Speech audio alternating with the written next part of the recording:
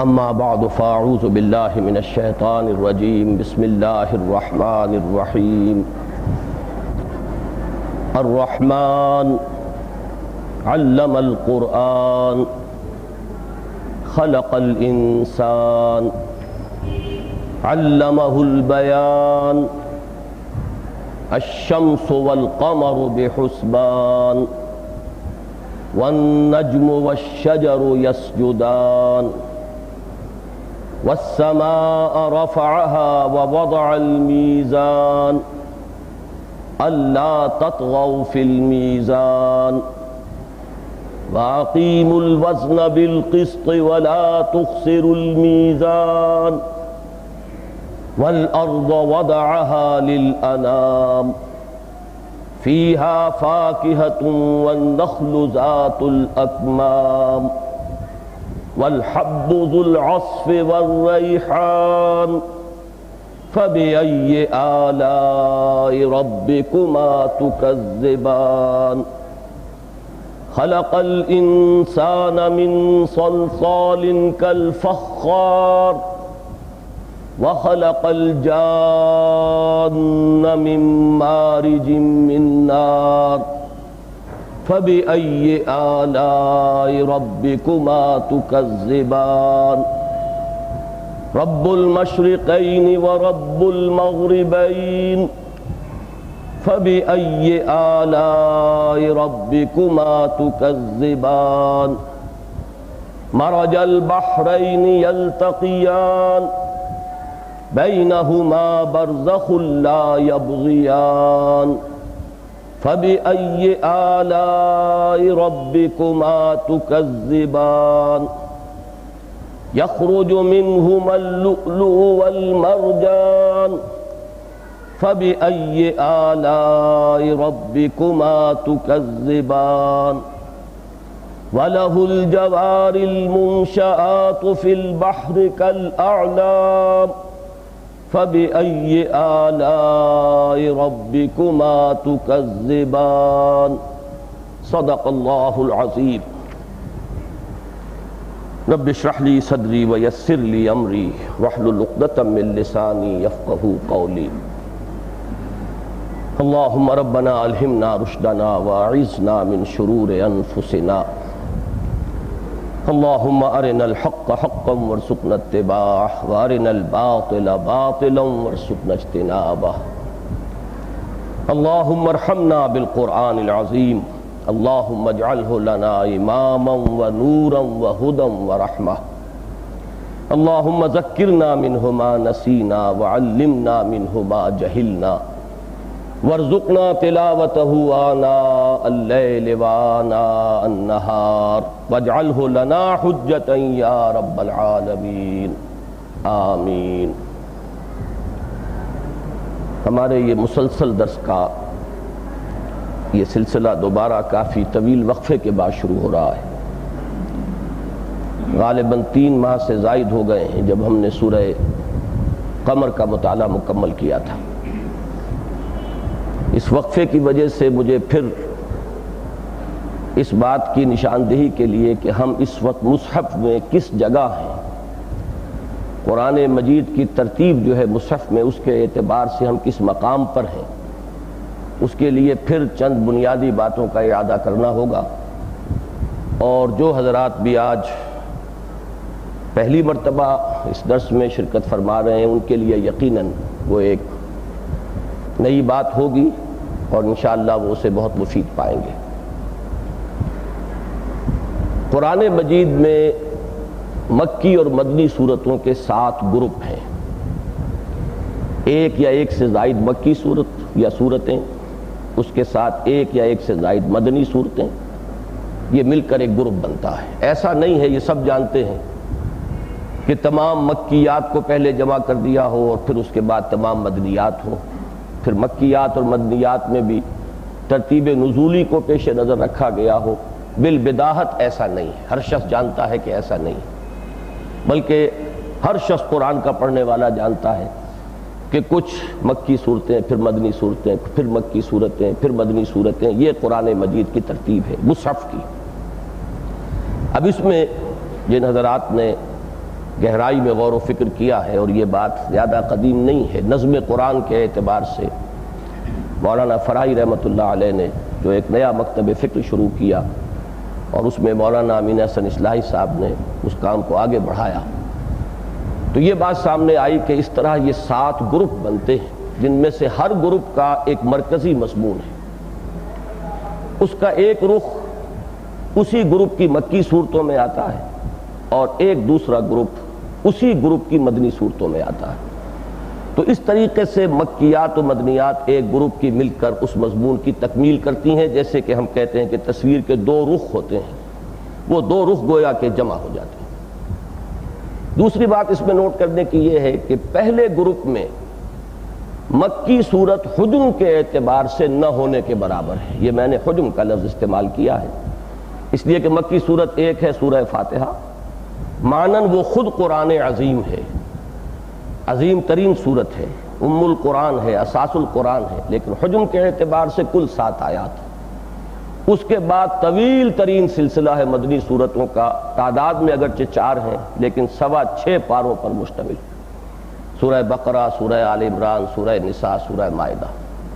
اس کے بالکل برعکس معاملہ ہے آخری اور 7ویں گروپ میں، کہ وہاں حجم کے اعتبار سے مدنی صورتیں نہ ہونے کے برابر ہیں۔ بعض صورتوں کے بارے میں اختلاف ہے، وہ تو ہم زیر بحث لائیں گے جب کہ ہم اس مقام کے درس پر پہنچ جائیں گے، لیکن جو متفق علیہ صورتیں ہیں مدنی، وہ 3-4 سے زائد نہیں ہیں، اور وہ بھی 4-4 5-5 آیات پر مشتمل۔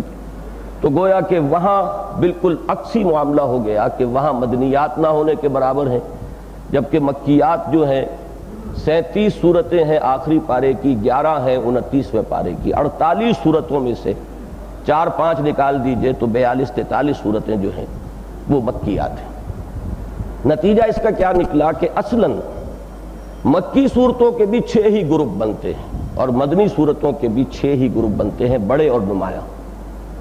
چوتھی بات یہ نوٹ کیجئے کہ جو مکیات ہیں قرآن مجید میں، مکی صورتیں، ان کے کچھ مضامین مشترک ہیں، ان میں نسبت و تناسب کا فرق تو ہو جاتا ہے، لیکن بنیادی طور پر مضامین میں فرق واقع نہیں ہوگا۔ وہ مضامین کیا ہیں مکی صورتوں کے؟ ایمانیات ثلاثہ، توحید، رسالت، معاد۔ فرق یہ ہوگا کہ کہیں توحید پر زور زیادہ ہے، اس کی تفاصیل ہے، اس پر رد و قدا ہے، شرک کا ابطال ہے، یہ زیادہ ہوگا۔ رسالت اور معاد کے مضامین نسبتاً کم ہو جائیں گے۔ کہیں رسالت کے مضامین زیادہ تفصیل سے آئیں گے، اور بقیہ 2 جو ہیں اس کے مقابلے میں کچھ کم ہوں گے۔ کہیں آخرت کا مضمون سب سے زیادہ نمایاں ہوگا، انذار و تبشیر، اور دوسرے مضامین قدرے کم نظر آئیں گے۔ تو نسبت و تناسب میں تو تغیر و تبدل ہوگا، بنیادی طور پر ایمانیات ثلاثہ، توحید، معاد اور رسالت، یہ تمام مکی صورتوں کے مشترک مضامین ہیں۔ چوتھی چیز ہے جو بنیادی انسانی اخلاقیات ہیں، سچائی ہے، وعدہ پورا کرنا ہے، غریبوں پر رحم کرنا ہے، مظلوموں پر رحم کرنا ہے، غریبوں کی مدد ہے، بھوکوں کو کھانا کھلانا ہے، یہ بنیادی انسانی اخلاقیات ہیں۔ یہ گویا کہ مشترک اثاثہ ہے پوری نوع انسانی کا، اور اسی وجہ سے بعض لوگوں کو وحدتی ادیان کا مغالطہ لگا ہے کہ انہوں نے کہا یہ تمام بنیادی تعلیمات تو مشترک ہیں، نوع انسانی کی ایک مشترک میراث ہے، لہٰذا مذہبوں کا جو فرق ہے ادیان کا وہ بالکل سطحی سا ہے۔ وہ بات غلط ہے بالبداہت، وہ فلسفے کے اعتبار سے بہت گمراہ کن فلسفہ ہے، لیکن اس میں کوئی شک نہیں کہ بنیادی انسانی اخلاقیات جو ہیں وہ یقیناً قدر مشترک ہے نوع انسانی کی، اور مشترک اثاثہ ہے۔ تو چوتھا مضمون جو ہے مکی صورتوں میں وہ آپ کو یہ ملے گا۔ 5واں اور 6واں جمع کر لیجئے، وہ اصل میں شرح ہے اسی کی۔ رسالت کے ضمن میں قصص النبیین اور انباء الرسل، ان میں ایک بنیادی فرق ہے، وہ میں بیان کر چکا ہوں۔ انبیاء کرام کا جہاں تذکرہ ہوتا ہے وہاں ان کی ذاتی سیرت و کردار کے محاسن کو زیادہ بیان کیا جاتا ہے، ان کے کردار کی عظمت، ان کے اوصاف حمیدہ، ان کی صداقت، ان کے اندر امانت کا وصف، ان کی سچائی، ان کی راست بازی، یہ چیزیں زیادہ نمایاں ہوں گی، ان کا صبر، ان کا ثبات، ان کی استقامت۔ اور انباء الرسل کا جہاں ذکر آتا ہے اس میں رسولوں کا معاملہ کہ جن قوموں کی طرف وہ بھیجے گئے انہوں نے اگر ان کی دعوت کو رد کیا تو پھر وہ قومیں ہلاک کر دی گئی، استیصال کا عذاب ان پر آیا، جڑ سے بے خبن سے ان کو اکھاڑ دیا گیا۔ فقطع دابر القوم الذین ظلموا، ان کی جڑ کاٹ ڈالی گئی، وہ ایسے ہو گئے کأن لم یغنوا فیہا، کہ جیسے آباد ہی نہیں تھے، کبھی ان بستیوں میں تھے ہی نہیں۔ لا یری الا مساکنہم، کہ اب ان کے کھنڈر نظر آ رہے ہیں کہ یہاں کبھی کوئی قوم آباد تھی، کوئی تہذیب تھی، یہاں کوئی سطوت و دبدبہ تھا کسی قوم کا، اب کوئی چیز باقی نہیں رہی۔ یہ انباء الرسل ہیں، وہ قصص النبیین ہیں۔ یہ بھی دو مضامین ہے کہ جو مکی صورتوں میں آپ کو مشترک ملیں گے، ریشو پروپورشن کا ذرا سا فرق ہو جائے۔ پانچویں اور آخری بات جو اس وقت میں عرض کروں گا وہ یہ ہے کہ جو 6 گروپ بنے تھے مکیات کے، اس لیے کہ پہلی تو سورہ فاتحہ ہے، وہ تو پورے قرآن کا دیباچہ ہے، مقدمہ ہے، جامع ترین صورت ہے، بقیہ 6 گروپ بنے۔ پہلے 2 گروپوں میں جو مرکزی مضمون ہے وہ رسالت، اس میں انباء الرسل کے اوپر بہت زور ہے، قوموں کی ہلاکت کی داستانیں بتکرار و اعادہ آئی ہیں اور بتفصیل آئی ہیں۔ دوسرے 2 گروپ جو ہیں ان کا مرکزی مضمون توحید ہے، یہ ہم پڑھ چکے ہیں، میں صرف اس وقت اشارے کر رہا ہوں۔ اور جو آخری 2 گروپ ہیں جن کا کہ ہم اس وقت مطالعہ کر رہے ہیں، سورہ قاف سے سورہ واقعہ تک یہ 7 صورتیں ہیں، اور پھر سورہ ملک سے شروع ہو کر اور اختتام مصحف تک جو بھی مکی صورتیں ہیں، یہ آخری گروپ ہے۔ تو یہ جو 2 آخری گروپ ہیں ان کا اصل مضمون ہے انذار، آخرت کی خبر اور خبردار کرنا، اس کے بارے میں متنبہ کر دینا کہ مدہوش نہ رہو، مغالطے میں نہ رہو، بھول میں نہ پڑے رہو، زندگی یہی زندگی نہیں ہے، اصل زندگی آخرت کی ہے۔ ایک دن تمہیں اپنے رب کے پروردگار کے حضور میں حاضر ہونا ہے، محاسبہ ہوگا، جزا و سزا ہوگی، جیسا کہ حضور کے ابتدائی خطبات میں بڑی جامعیت کے ساتھ بیان کیا گیا۔ واللہ لتموتن کما تنامون ثم لتبعثن کما تستيقظون ثم لتحسبن بما تعملون ثم لتجزون بالاحسان احسانا وبالسوء سوءا وانها لجنۃ ابدا او لنار ابدا۔ خدا کی قسم تم سب کے سب مرو گے، مر کر رہو گے جیسے کہ تم روزانہ رات کو سو جاتے ہو، اور پھر تمہیں لازماً اٹھا لیا جائے گا جیسے روزانہ صبح کو بیدار ہو جاتے ہو، پھر لازماً تمہارا محاسبہ ہوگا، اور اس کے بعد جزا ہوگی، بھلائی کا بھلا بدلہ، برائی کی بری سزا۔ اور وہ بھلا بدلہ کیا ہے؟ جنت ہے ہمیشہ ہمیش کے لیے، اور وہ بری سزا کیا ہے؟ جہنم ہے ہمیشہ ہمیش کے لیے۔ یہ مضمون ہے اصلاً ان 6 گروپوں کا۔ اب آئیے کہ یہ جو گروپ ہم پڑھ رہے ہیں یہ سورہ قاف سے شروع ہوا تھا۔ ایک بات اور جو میں نے اس وقت رہ گئی ہے اس کو پھر نوٹ کر لیجئے، چھٹی بات اس ترتیب مصحف میں جو اہم ہے کہ قرآن مجید کی اکثر صورتیں پھر جوڑوں کی شکل میں ہیں۔ بعض صورتیں منفرد مزاج کی ہیں، ان کا جوڑا نہیں ہے، لیکن یہ ہے کہ اکثر و بیشتر صورتیں جوڑوں کی شکل میں ہیں۔ کہیں ان کا جوڑا ہونا نسبت زوجیت ان میں بہت نمایاں ہے، بالکل واضح ہے، کہیں ذرا اس کے لیے تدبر کرنا پڑے گا، گہرائی میں اتر کر غور کرنا پڑے گا، لیکن یہ کہ واقعہ اپنی جگہ پر یہ ثابت ہے کہ اکثر صورتیں جوڑوں کی شکل میں ہیں۔ البتہ یہ کہ بعض صورتیں منفرد نوعیت کی بھی ہیں اپنے مضمون کے اعتبار سے، جیسے کہ میں عرض کر چکا ہوں سورہ یاسین بالکل منفرد ہے۔ اسی طرح یہ 7 صورتیں جو ہیں ان میں تفصیل سے میں بیان کر چکا ہوں۔ سورہ قاف جو اولین صورت ہے انتہائی جامع ہے اور اس کا کوئی جوڑا نہیں ہے۔ اس کے بعد کی 6 صورتیں 2 کے جوڑوں میں ہیں، سورہ زاریات اور سورہ طور، پھر سورۃ النجم اور سورۃ القمر، یہ ہم پڑھ چکے ہیں 5 صورتیں۔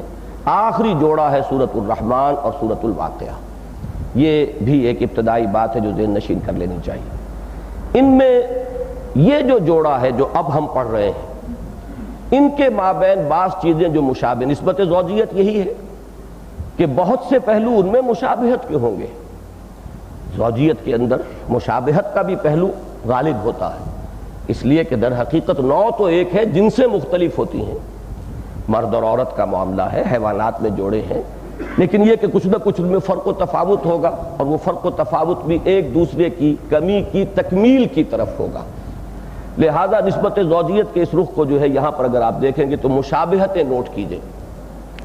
ان دونوں صورتوں میں سورہ رحمان اور سورہ واقعہ میں آج میں نے غور کیا تو محسوس ہوا کہ مضامین کی ترتیب کے اعتبار سے جسے انگریزی میں مرر امیج کہا جاتا ہے، بالکل وہی ترتیب ہے۔ مرر امیج میں آپ کو معلوم ہے کہ جب ایک شخص آئینے کے سامنے کھڑا اور اس کا عکس جو ہے آئینے میں آ رہا ہے تو اس میں ترتیب الٹ جاتی ہے.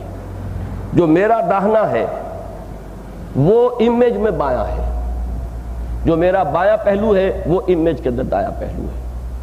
اسی طریقے سے آج کل جو مکانات بنتے ہیں کہ جو مرر امیج ہوتے ہیں، ایسے ملحق مکانات، اس میں آپ نے دیکھا ہوگا گیراج ہے تو ایک ادھر ہے، دوسرا دوسری انتہا پر ہے، درمیان میں وہ مکانات ملے ہوئے ہوتے ہیں. یہ حقیقت میں مرر امیج کی ایک کیفیت ہے جو میں نے بیان کی.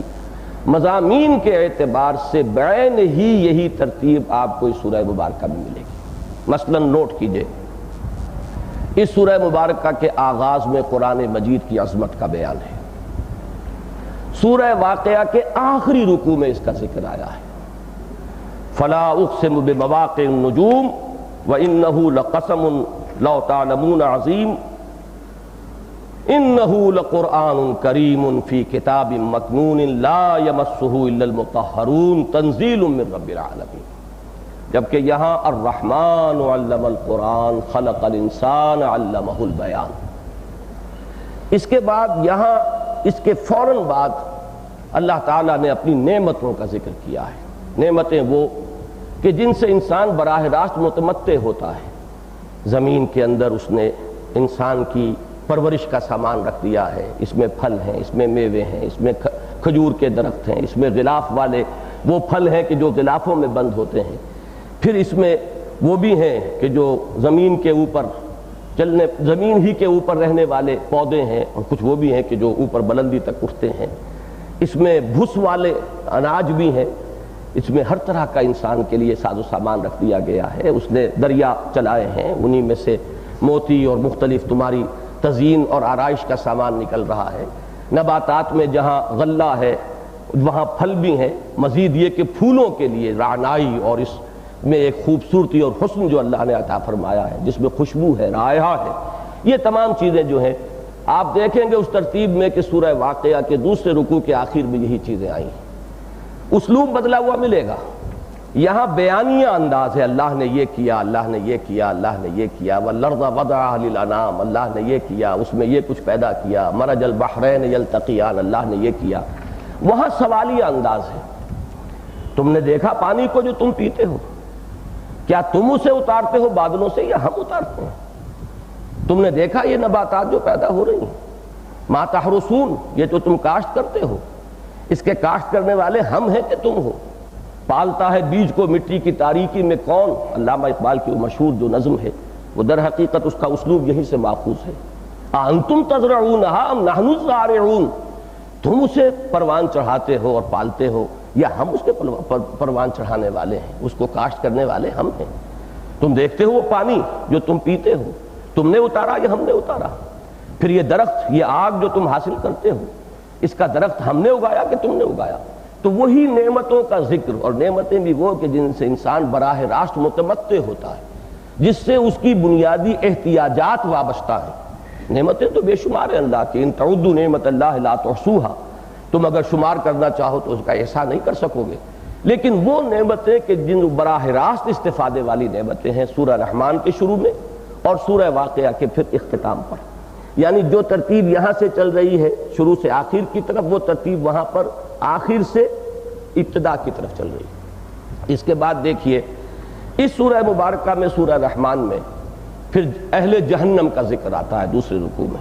مختصر ہے، وہ میں بعد میں عرض کروں گا، اختصار کے ساتھ ہے لیکن ہے ان لوگوں کے لیے. بین حمیم آن، بینہ و بین حمیم آن، اور وہ جہنم کا تذکرہ، اور یعرف المجرمون بسیماہم، یہ تمام نقشہ. اسی طریقے سے اصحاب الشمال کی ترتیب جو ہے وہاں پر وہ آپ کو جب آخر سے پیچھے کی طرف آئیں گے تو پہلے اصحاب الشمال آپ کو ملے گا. یہاں ادھر سے پہلے ہے، وہاں آخر سے پہلے. اس کے بعد اس سورہ مبارکہ کے آخر میں جنتان اور پھر جنتان، دو دو جنتوں کے دو جوڑوں کا ذکر ہے. یہ اللہ تعالیٰ کی نعمتیں. وہاں پر بھی دو حصوں کے اندر، ایک وہ ہے کہ جو مقربون ہیں، اولئک المقربون فالسابقون السابقون اولئک المقربون، اور اصحاب الیمین ان کا ذکر ہوا ہے. وہاں ابتدا میں وہ تھا، یہاں جو ہے انتہا اس سورہ مبارکہ کی اس پر ہو رہی ہے. اس ترتیب سے دیکھیں گے تو ایگزیکٹ امیج بنے گا، مرر امیج بنے گا. جو یہاں ابتدا میں ہے وہاں انتہا پر ہے، جو یہاں نمبر 2 پر ہے وہ وہاں لاسٹ بٹ 1 ہے.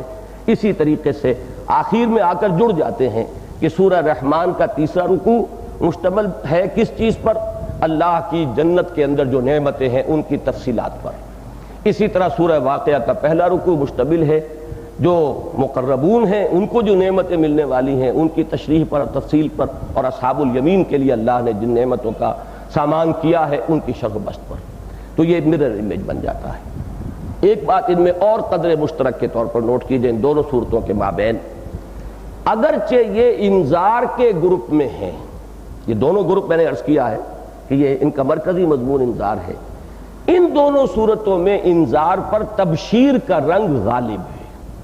یہ مختلف مواقع پر میں آپ کو بتاتا چلا آ رہا ہوں جو حضرات تسلسل سے میرے اس درس میں شریک رہے ہیں کہ ہر گروپ میں اس گروپ کے عام مضمون اور رموز کے ساتھ ساتھ ایک جامعیت پیدا کرنے کے لیے دوسرا رنگ بھی کہیں نہ کہیں لا کر شامل کر دیا جاتا ہے تاکہ بالکل یک رخ انداز نہ بن جائے، وہاں بھی لوکل مونوٹنی نہ ہو جائے کہ اس جگہ پر جو ہے وہ بہت ہی یکسانیت اور یک رنگی ہو، بلکہ ایک بالقلمونی کا انداز ہو، رنگا رنگی ہو، جس میں کہ انسان کو فطری طور پر دلچسپی جو ہے ہوتی ہے اور اس کی دلچسپی برقرار رہتی ہے۔ ان دو صورتوں میں آپ دیکھیں گے کہ انذار پر تبشیر کا رنگ غالب ہے، اس لیے کہ جنت کی نعمتوں کا جس تفصیل سے یہاں ذکر ہے، سورہ رحمان کا آخری رکوع سب سے بڑا ہے اور اس میں جس تفصیل سے اور جس شرح و بسط کے ساتھ ان جنتوں کی نعمتوں کا ذکر ہے، میں اگر غلطی نہیں کر رہا تو شاید قرآن مجید میں کوئی اور مقام اس کا ہم پلہ اس اعتبار سے نہیں، اگر کوئی قریب آتا تو پھر سورہ واقعہ ہی کا وہ پہلا حصہ ہے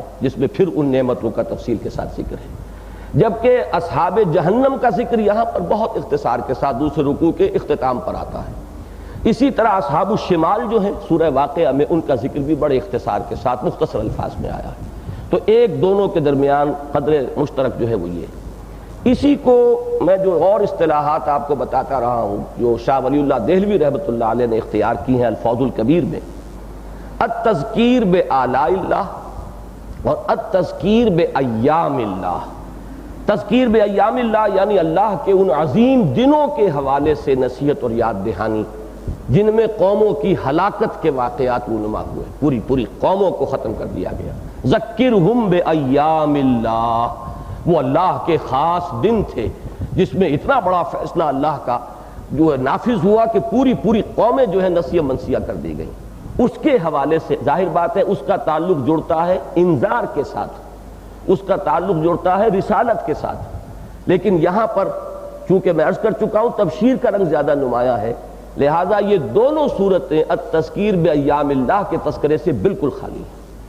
ان دونوں صورتوں کے اندر کسی رسول کا اور کسی رسول کی قوم کی ہلاکت کا کوئی ذکر نہیں، جبکہ اس سے پہلے کی صورتوں میں وہ رنگ موجود تھا، بہت اجمال کے ساتھ سورہ قاف میں ہے، سورہ زاریات میں قدر تفصیل کے ساتھ ہے، اس کے بعد سورہ نجم میں اجمال کے ساتھ ہے، لیکن سورہ قمر میں تو ہم دیکھ چکے ہیں خاصی تفصیل، جو ان صورتوں کا حجم ہے اس کے اعتبار سے کہا جائے گا خاصی تفصیل سے۔ زیادہ تفصیلات تو سورہ اعراف میں آئی ہیں، سورہ شعراء میں آئی ہیں، لیکن یہ کہ یہ تین رکوعوں کی صورتیں ہیں، ان میں جس قدر تفصیل ممکن تھی سورہ قمر میں وہ مضامین آئے ہیں۔ تو آپ یوں کہہ سکتے ہیں کہ ان دو صورتوں کے اندر کل کا کل التذکیر بآلاء اللہ ہے، اللہ کی نعمتوں، اگرچہ اس لفظ کی مزید وضاحت میں ابھی کروں گا کہ آلاء کا مفہوم صرف نعمتیں نہیں ہیں، اللہ کی قدرت کی نشانیاں بھی اس کے آلاء میں ہیں، جو آیات آفاقیہ اور آفات انفسیہ ہیں وہ، اور اللہ کی وہ نعمتیں، اور نعمتیں بھی اس کے بھی کئی درجات ہیں۔ ایک نعمتیں بالکل حسی نعمتیں ہیں جن کا احساس ہر شخص کو ہوتا ہے، پانی پیتا ہے ہر شخص کو احساس ہوتا ہے، پیاس تھی تسکین ہو گئی، ہر شخص کو احساس ہے، بھوک لگی ہوئی تھی کھانا کھاتا ہے، اس نعمت کا احساس ہر شخص کو ہو جاتا ہے، تھکا ہوا تھا آرام کرتا ہے، کوئی جگہ مل جاتی استراحت کی، اس نعمت کا ہر ایک کو احساس ہے۔ بعض نعمتیں معنوی ہیں، ان کا ادراک اور شعور جو ہے ہر کہو مہکو نہیں ہوتا، اس کے لیے ذرا انسان کے حس کا بیدار ہونا ضروری ہے۔ اسی طریقے سے اور نہایت لطیف نعمتیں ہیں اللہ کی جن کا احساس و شعور کرنے کے لیے حس کا بہت تیز ہونا ضروری ہے، لیکن یہ کہ بہرحال نعمتوں کے بھی درجات ہیں، اور پھر اللہ تعالیٰ کی ایک ہی چیز اصل میں ہوتی ہے کہ جو ایک پہلو سے اس کی قدرت کی نشانی ہے، ایک پہلو سے اس کی ربوبیت کی نشانی ہے۔ سورج اور چاند ایک طرف اللہ کی قدرت کا مظہر ہے، خالق ہے سورج کا اور چاند کا، وہ ہستی کہ جو ان کو جکڑے ہوئے ہے قانون کے اندر، یہ اللہ کی قدرت، اس کی عظمت، اس کی کبریائی کی نشانیاں ہیں۔ انہی سے ہمارا نظام ربوبیت وابستہ ہے۔ یہی سورج کی گرمی ہے جو ہماری فصلوں کو پالتی ہے، پروان چڑھاتی ہے، پکاتی ہے۔ یہی ہواؤں کا نظام اسی سورج کی وجہ سے، اس کی حرارت کی وجہ سے ہے کہ ہوائیں چلتی ہیں اور بارش کا نظام ہے۔ یہ پہلو اس میں ربوبیت کا ہے۔ ربوبیت کے ادراک و شعور کے نتیجے میں جذبہ شکر ابھرنا چاہیے، اور اللہ تعالیٰ کی قدرت کی نشانیوں کے مطالعے اور مشاہدے سے اس کی عظمت کا نقش قلب پر قائم ہونا چاہیے۔ جب عظمت کا نقش قائم ہوگا تو جھکاؤ ہوگا، وہی کہ جو رکوع اور سجود انسان کا مانن اور ظاہراً اللہ کے سامنے جھکتے چلے جانا، اس جھکنے کی اولین منزل رکوع ہے، اور اس کی آخری اور تکمیلی جو کیفیت ہے وہ سجدہ ہے۔ اسی لیے حدیث میں آیا کہ اقرب ما یکون العبد الی اللہ فی السجود، قریب ترین جو بندہ ہوتا ہے اللہ کے سجدے میں ہوتا ہے۔ تو اعلیٰ کے لفظ کو ذرا اس وسعت کے ساتھ ذہن میں رکھیے کہ اس میں نعمتوں کا پہلو بھی ہے، کہیں اللہ کی قدرت کی نشانی کا اظہار ہے، کہیں پر اللہ تعالیٰ کی کسی خاص شان کو بیان کیا جا رہا ہے، لیکن یہ ہے کہ ہے تذکیر بآلاء اللہ۔ سورہ رحمان میں یہ بہت زیادہ نمایاں ہے، اس میں تو بار بار 31 مرتبہ دہرا کر وہ آیت آ رہی ہے کہ فَبِأَيِّ آلَاءِ رَبِّكُمَا تُكَذِّبَانِ۔ اس پہلو سے اگرچہ تذکیر بے آلاء اللہ کے اعتبار سے طویل ترین سورت قرآن مجید کی سورۃ النحل ہے، جس میں مختلف اعتبارات سے نعمتیں ظاہری باطنی مختلف پہلوؤں سے ایک ایک کو لیا گیا ہے، میرے نزدیک اس کے اعتبار سے نقطہ عروج جو ہے اس کی شرح و بسط کے پہلو سے وہ سورۃ النحل ہے، لیکن سورہ رحمان اس کا نقطہ عروج قرار پاتی ہے اس پہلو سے کہ ایک کمپیکٹ انداز میں صرف 3 رکوعوں والی سورت کے اندر ان آلاء اللہ کا جس طریقے سے ذکر ہوا، اور اس پر جس طرح بار بار سوال کیا جا رہا ہے فَبِأَيِّ آلَاءِ رَبِّكُمَا تُكَذِّبَانِ، تو اس شان میں قرآن مجید کی کوئی دوسری سورت جو ہے وہ سورہ رحمان کے ساتھ شریک نہیں ہے۔ اب ذرا اس کا ایک خاص ربط و تعلق سابق سورت کے ساتھ بھی نوٹ کر لیں۔ اس میں سورۃ القمر کا آغاز ہوا ہے نبوت محمدی کی علی صاحب الصلاۃ والسلام عظیم ترین حسی نشانی۔ میں یہاں جان بوجھ کر لفظ معجزہ استعمال نہیں کر رہا، میں تشریح کر چکا ہوں پہلے سورہ قمر کے درس کے دوران کہ ٹیکنیکلی معجزے کا لفظ کا اطلاق ہونا چاہیے ان چیزوں پر جو مطالبے پر اور تحدی اور چیلنج کے ساتھ دکھائی جائیں، لیکن جہاں ویسے ہی ایک اظہار ہو رہا ہے کسی نشانی کا، وہ جو خرق عادت ہے وہ اگر غیر نبی کے ذریعے سے ظاہر ہوتی ہے تو اسے کرامت کہتے ہیں، اور نبی کے ذریعے سے ظاہر ہو رہی ہو خرق عادت تو اس پر معجزے کا لفظ جو ہے اس کا اطلاق کر دیا جاتا ہے، لیکن یہ اطلاق مجازی ہوگا۔ معجزہ کہتے ہیں اس شے کو جو عاجز کر دینے والی ہو، اور عاجز کر دینے والی چیز کے اندر 2 پہلو ہونے ضروری ہیں، یا تو قوم نے مطالبہ کیا ہو کہ یہ کر کے دکھاؤ تو ہم تمہیں مان لیں گے، جیسے کہ حضرت صالح علیہ السلام کے ساتھ معاملہ پیش آیا، قوم نے مطالبہ کیا اس چٹان میں سے ابھی ایک گابن اونٹنی برآمد ہو جائے، اگر صالح یہ کر کے دکھا دو تو ہم تمہیں مان لیں گے، اور وہ مطالبہ پورا کیا گیا۔ اب یہ گویا کہ عاجز کر دینے والی شے تھی، جیسے آپ کہتے ہیں الاجوبۃ المسکتہ، چپ کر دینے والے جواب۔ ایک جواب وہ ہوتے ہیں جس میں افہام و تفہیم، رد و قضا کا موقع ہوتا ہے، قال اقول کا بھی کی گنجائش ہوتی ہے، اور ایک جواب وہ ہوتا ہے کہ جو مخاطب کو بالکل خاموش کر کے رکھتے، چپ کر کے رکھتے۔ تو معجزہ اصل میں وہ ہے کہ پھر ان کے پاس کوئی عذر نہ رہ جائے، اگر وہ اس کے بعد بھی نہیں مان رہے تو گویا کہ اب ثابت ہو گیا کہ ان میں سرے سے کوئی آمادگی نہیں ہے، قبول حق کی کوئی استعداد کی رمق موجود نہیں رہی ہے، لہذا اس طرح کے معجزے دکھانے کے بعد پھر قوم کی ہلاکت یقینی ہو جاتی۔ یا معجزہ اس کو کہیں گے کہ جس میں نبی دعوے کے ساتھ کوئی چیز پیش کر رہا ہو۔ اس کی اہم ترین مثالیں جو ہیں وہ حضرت موسیٰ علیہ السلام کا کہ جو معجزات ہیں کہ جب پہلی مرتبہ دربار میں آپ آئے ہیں اور جب معلوم ہوا کہ فرعون انکار پر تل گیا ہے تو انہوں نے صاف کہا میں تمہیں کیسے خواہ میں تمہیں کھلی نشانیاں دکھا دوں، انہوں نے کہا دکھاؤ اگر تم دکھانے والے ہو۔ پھر باقاعدہ مقابلہ ہوا، اس میں تحدی تھی، اس میں چیلنج تھا، باقاعدہ جادوگروں کے ساتھ مقابلہ ہو رہا ہے، اور اس میں وہ جادوگر جو ہیں وہ عاجز آ گئے ہیں۔ تو معجز شے وہ ہے جو عاجز کر دے۔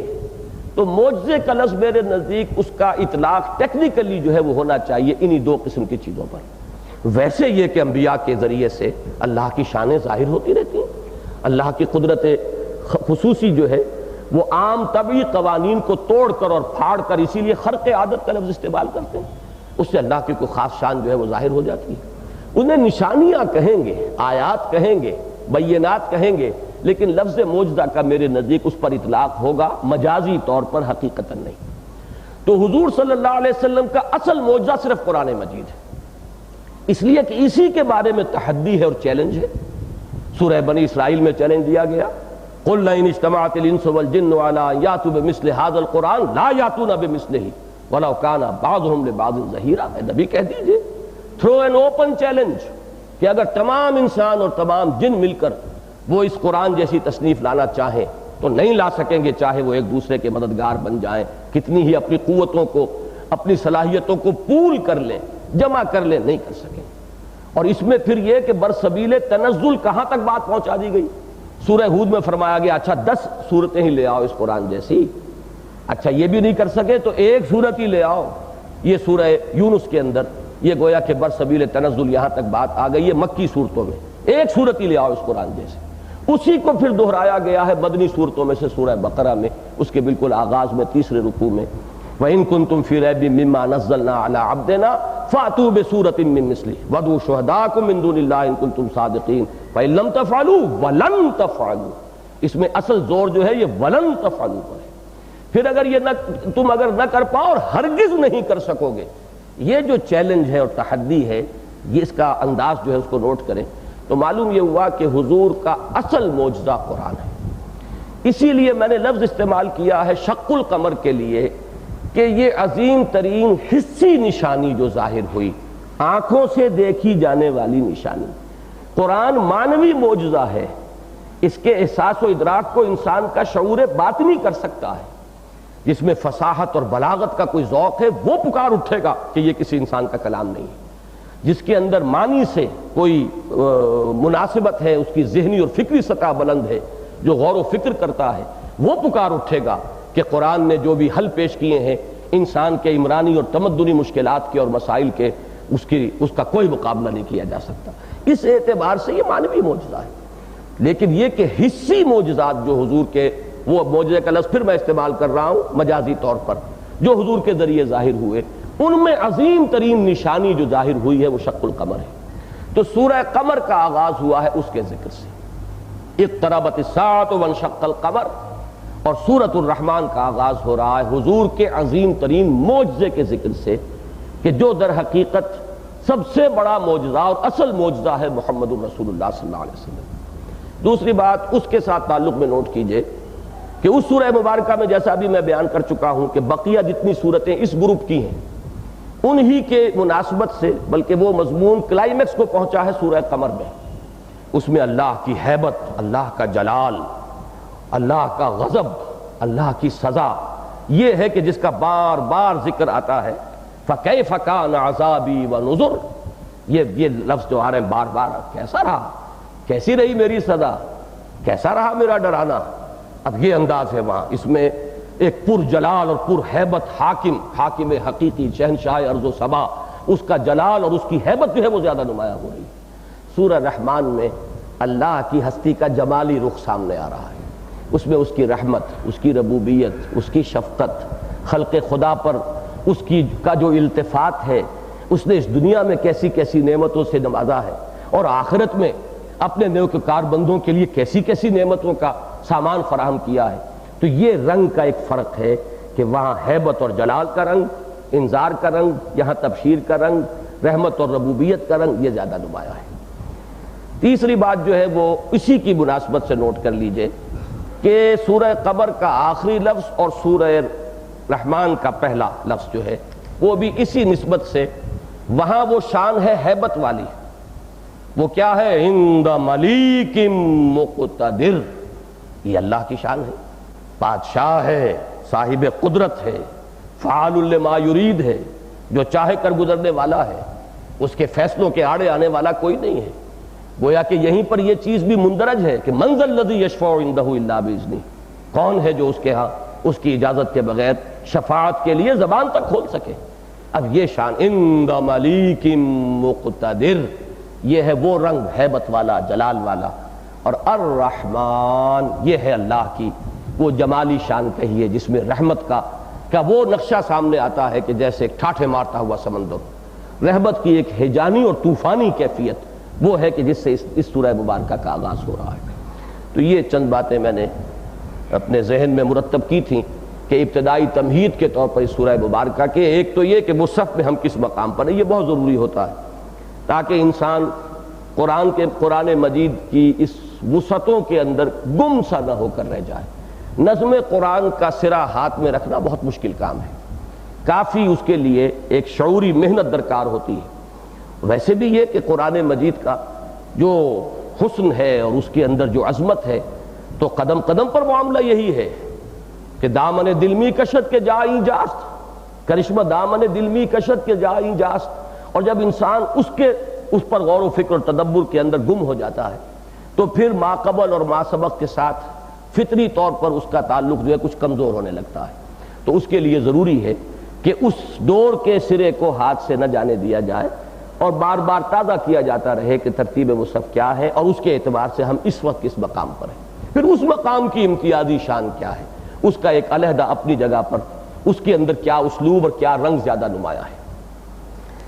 اب ہمت کر کے میں اس سورہ مبارکہ کا درس شروع کر رہا ہوں۔ میں نے ہمت کا لفظ اس لیے استعمال کیا ہے کہ جیسے اسی گروپ کی مکیات میں سورہ حدید اولین ہے، مدنیات میں، اور اس کے ایک مقام کے بارے میں نے آپ کو، جو حضرات بھی شرکت فرماتے رہے میرے دروس میں، امام راضی کا ایک جملہ بارہا سنایا ہے جو سورہ حدید کی آیت نمبر 3 ہے، هو الاول والآخر والظاہر والباطن وهو بكل شيء علیم۔ اس کے بارے میں امام راضی کے الفاظ، اعلم ان هذا المقام مقام مہیب غامض عمیق، کہ ہوشیار کے رہبر دم تیغست قدم راہ، ہوشیار ہو جاؤ، یہ تلوار کی دھار پر چلنے والی بات ہے، اب تمہارے قدم تلوار کی دھار پر آ گئے ہیں، ذرا ادھر ہوئے کفر اور زندقہ ہے، ذرا ادھر ہو گئے الحاد ہو جائے گا۔ تو توحید کی وہ ایک ایسی تعبیر ہے، ذات و صفات باری تعالیٰ کا وہ نازک مقام ہے کہ اس سے آسانی سے گزر جانا آسان کام نہیں۔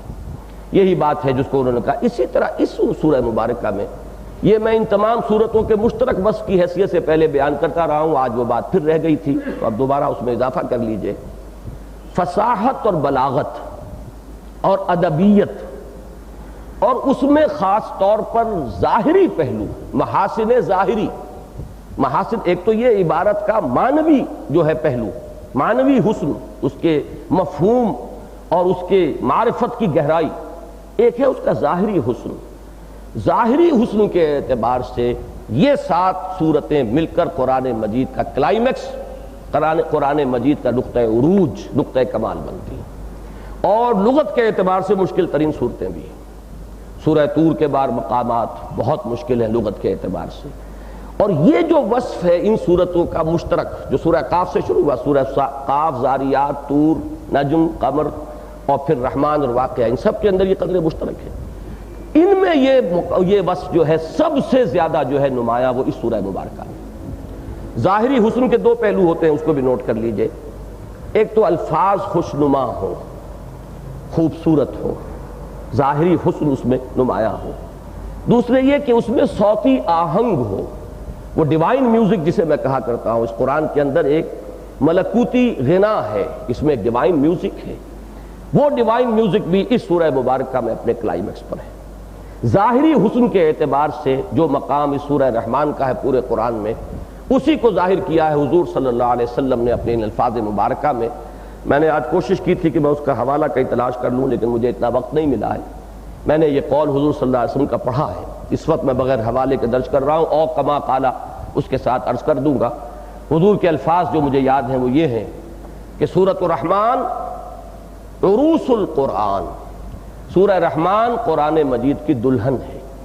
جیسے دلہن کو اس کا بناؤ سنگھار کیا جاتا ہے، اسے زرق برق لباس پہنایا جاتا ہے، اس کو زیور پہنائے جاتے ہیں، اس کے اس حسن ظاہری کو کوشش کی جاتی ہے کہ اس کو اس وقت جو ہے عروسی کے موقع پر اسے اس کے نقطہ کمال پر پہنچا دیا جائے، جو بھی جتن کیے جا سکتے ہوں اس کے بناؤ سنگھار کے وہ پورے کر دیے جائیں۔ تو عروس القرآن کا لفظ حضور صلی اللہ علیہ وسلم سے مروی ہے، او کما قال صلی اللہ علیہ وسلم، اس سورہ مبارکہ کے بارے میں۔ اور اسی پہلو سے اس میں لغت کی مشکلات بھی بہت ہیں۔ اس اعتبار سے میں کہتا ہوں کہ مجھے کافی ہمت کر کے یہ جو ہے آغاز کر رہا ہوں میں، ورنہ میں واقعتاً اپنے دل میں ایک خوف محسوس کرتا ہوں کہ میں اس کی جو لغت کی پیچیدگیاں ہیں اور مشکلات ہیں ان کو حل کرنے کی صلاحیت نہیں رکھتا۔ اس میں اپنا زیادہ تر دار و مدار رکھوں گا محققین کی آراء پر، جنہوں نے اس پر بحثیں کی ہیں، ان سے جو چیز مجھے یعنی زیادہ دل کو لگی ہے اور اس کے ایک نظم میں اور اس کے سلسلہ کلام میں جو چیز زیادہ جڑتی ہوئی محسوس ہوتی ہے، زیادہ اس کے مناسب محسوس ہوتی ہے، اس کا انتخاب میں اس میں یہ دعویٰ نہیں کر سکتا کہ اس کے ضمن میں میری کوئی ذاتی تحقیقات ہیں۔ الرحمن علم القرآن خلق الانسان علمہ البیان۔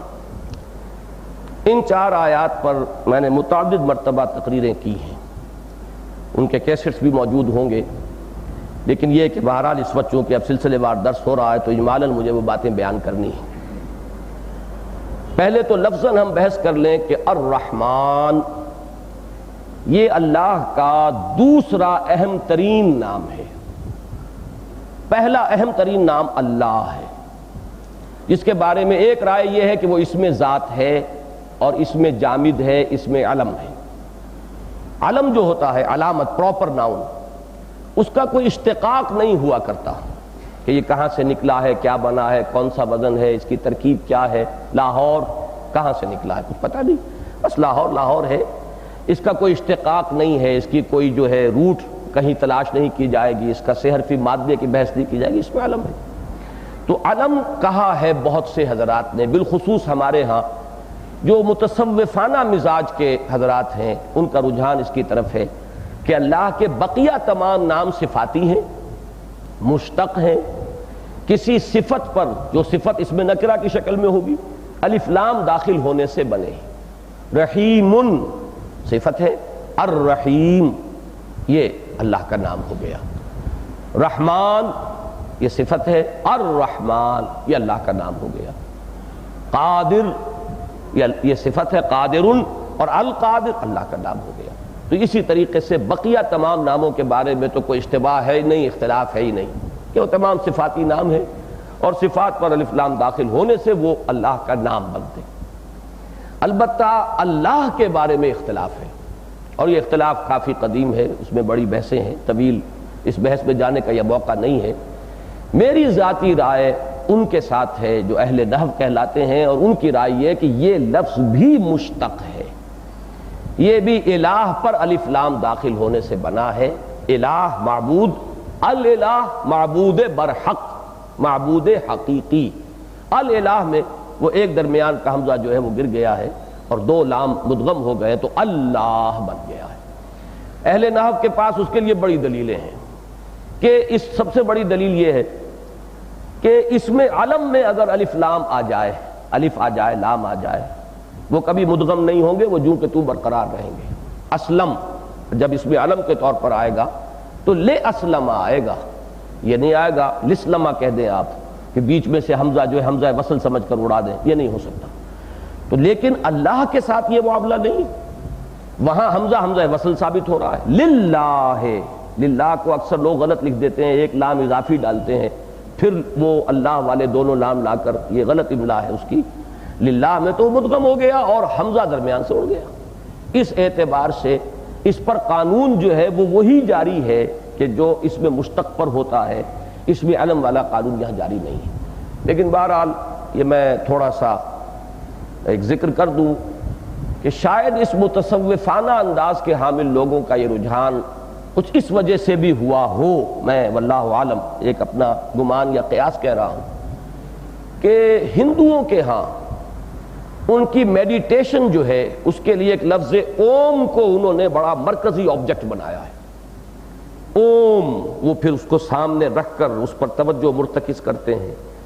یہی اہمیت ہمارے ہاں جب یہ تمام طریقے ان حضرات سے مستعار لے کر ہمارے ہاں بھی اس میدان میں آئے ہیں تو انہیں بھی ایک ضرورت تھی اسی طرح کے لفظ کی۔ انہوں نے اسی طرح اللہ، اور بڑے آپ کو نقش مل جائیں گے اور مختلف سلاسل میں اس اللہ کے لفظ کو ایسے لکھو اور اس طرح تصور کرو کہ وہ تم اپنے دل پر لکھ رہے ہو۔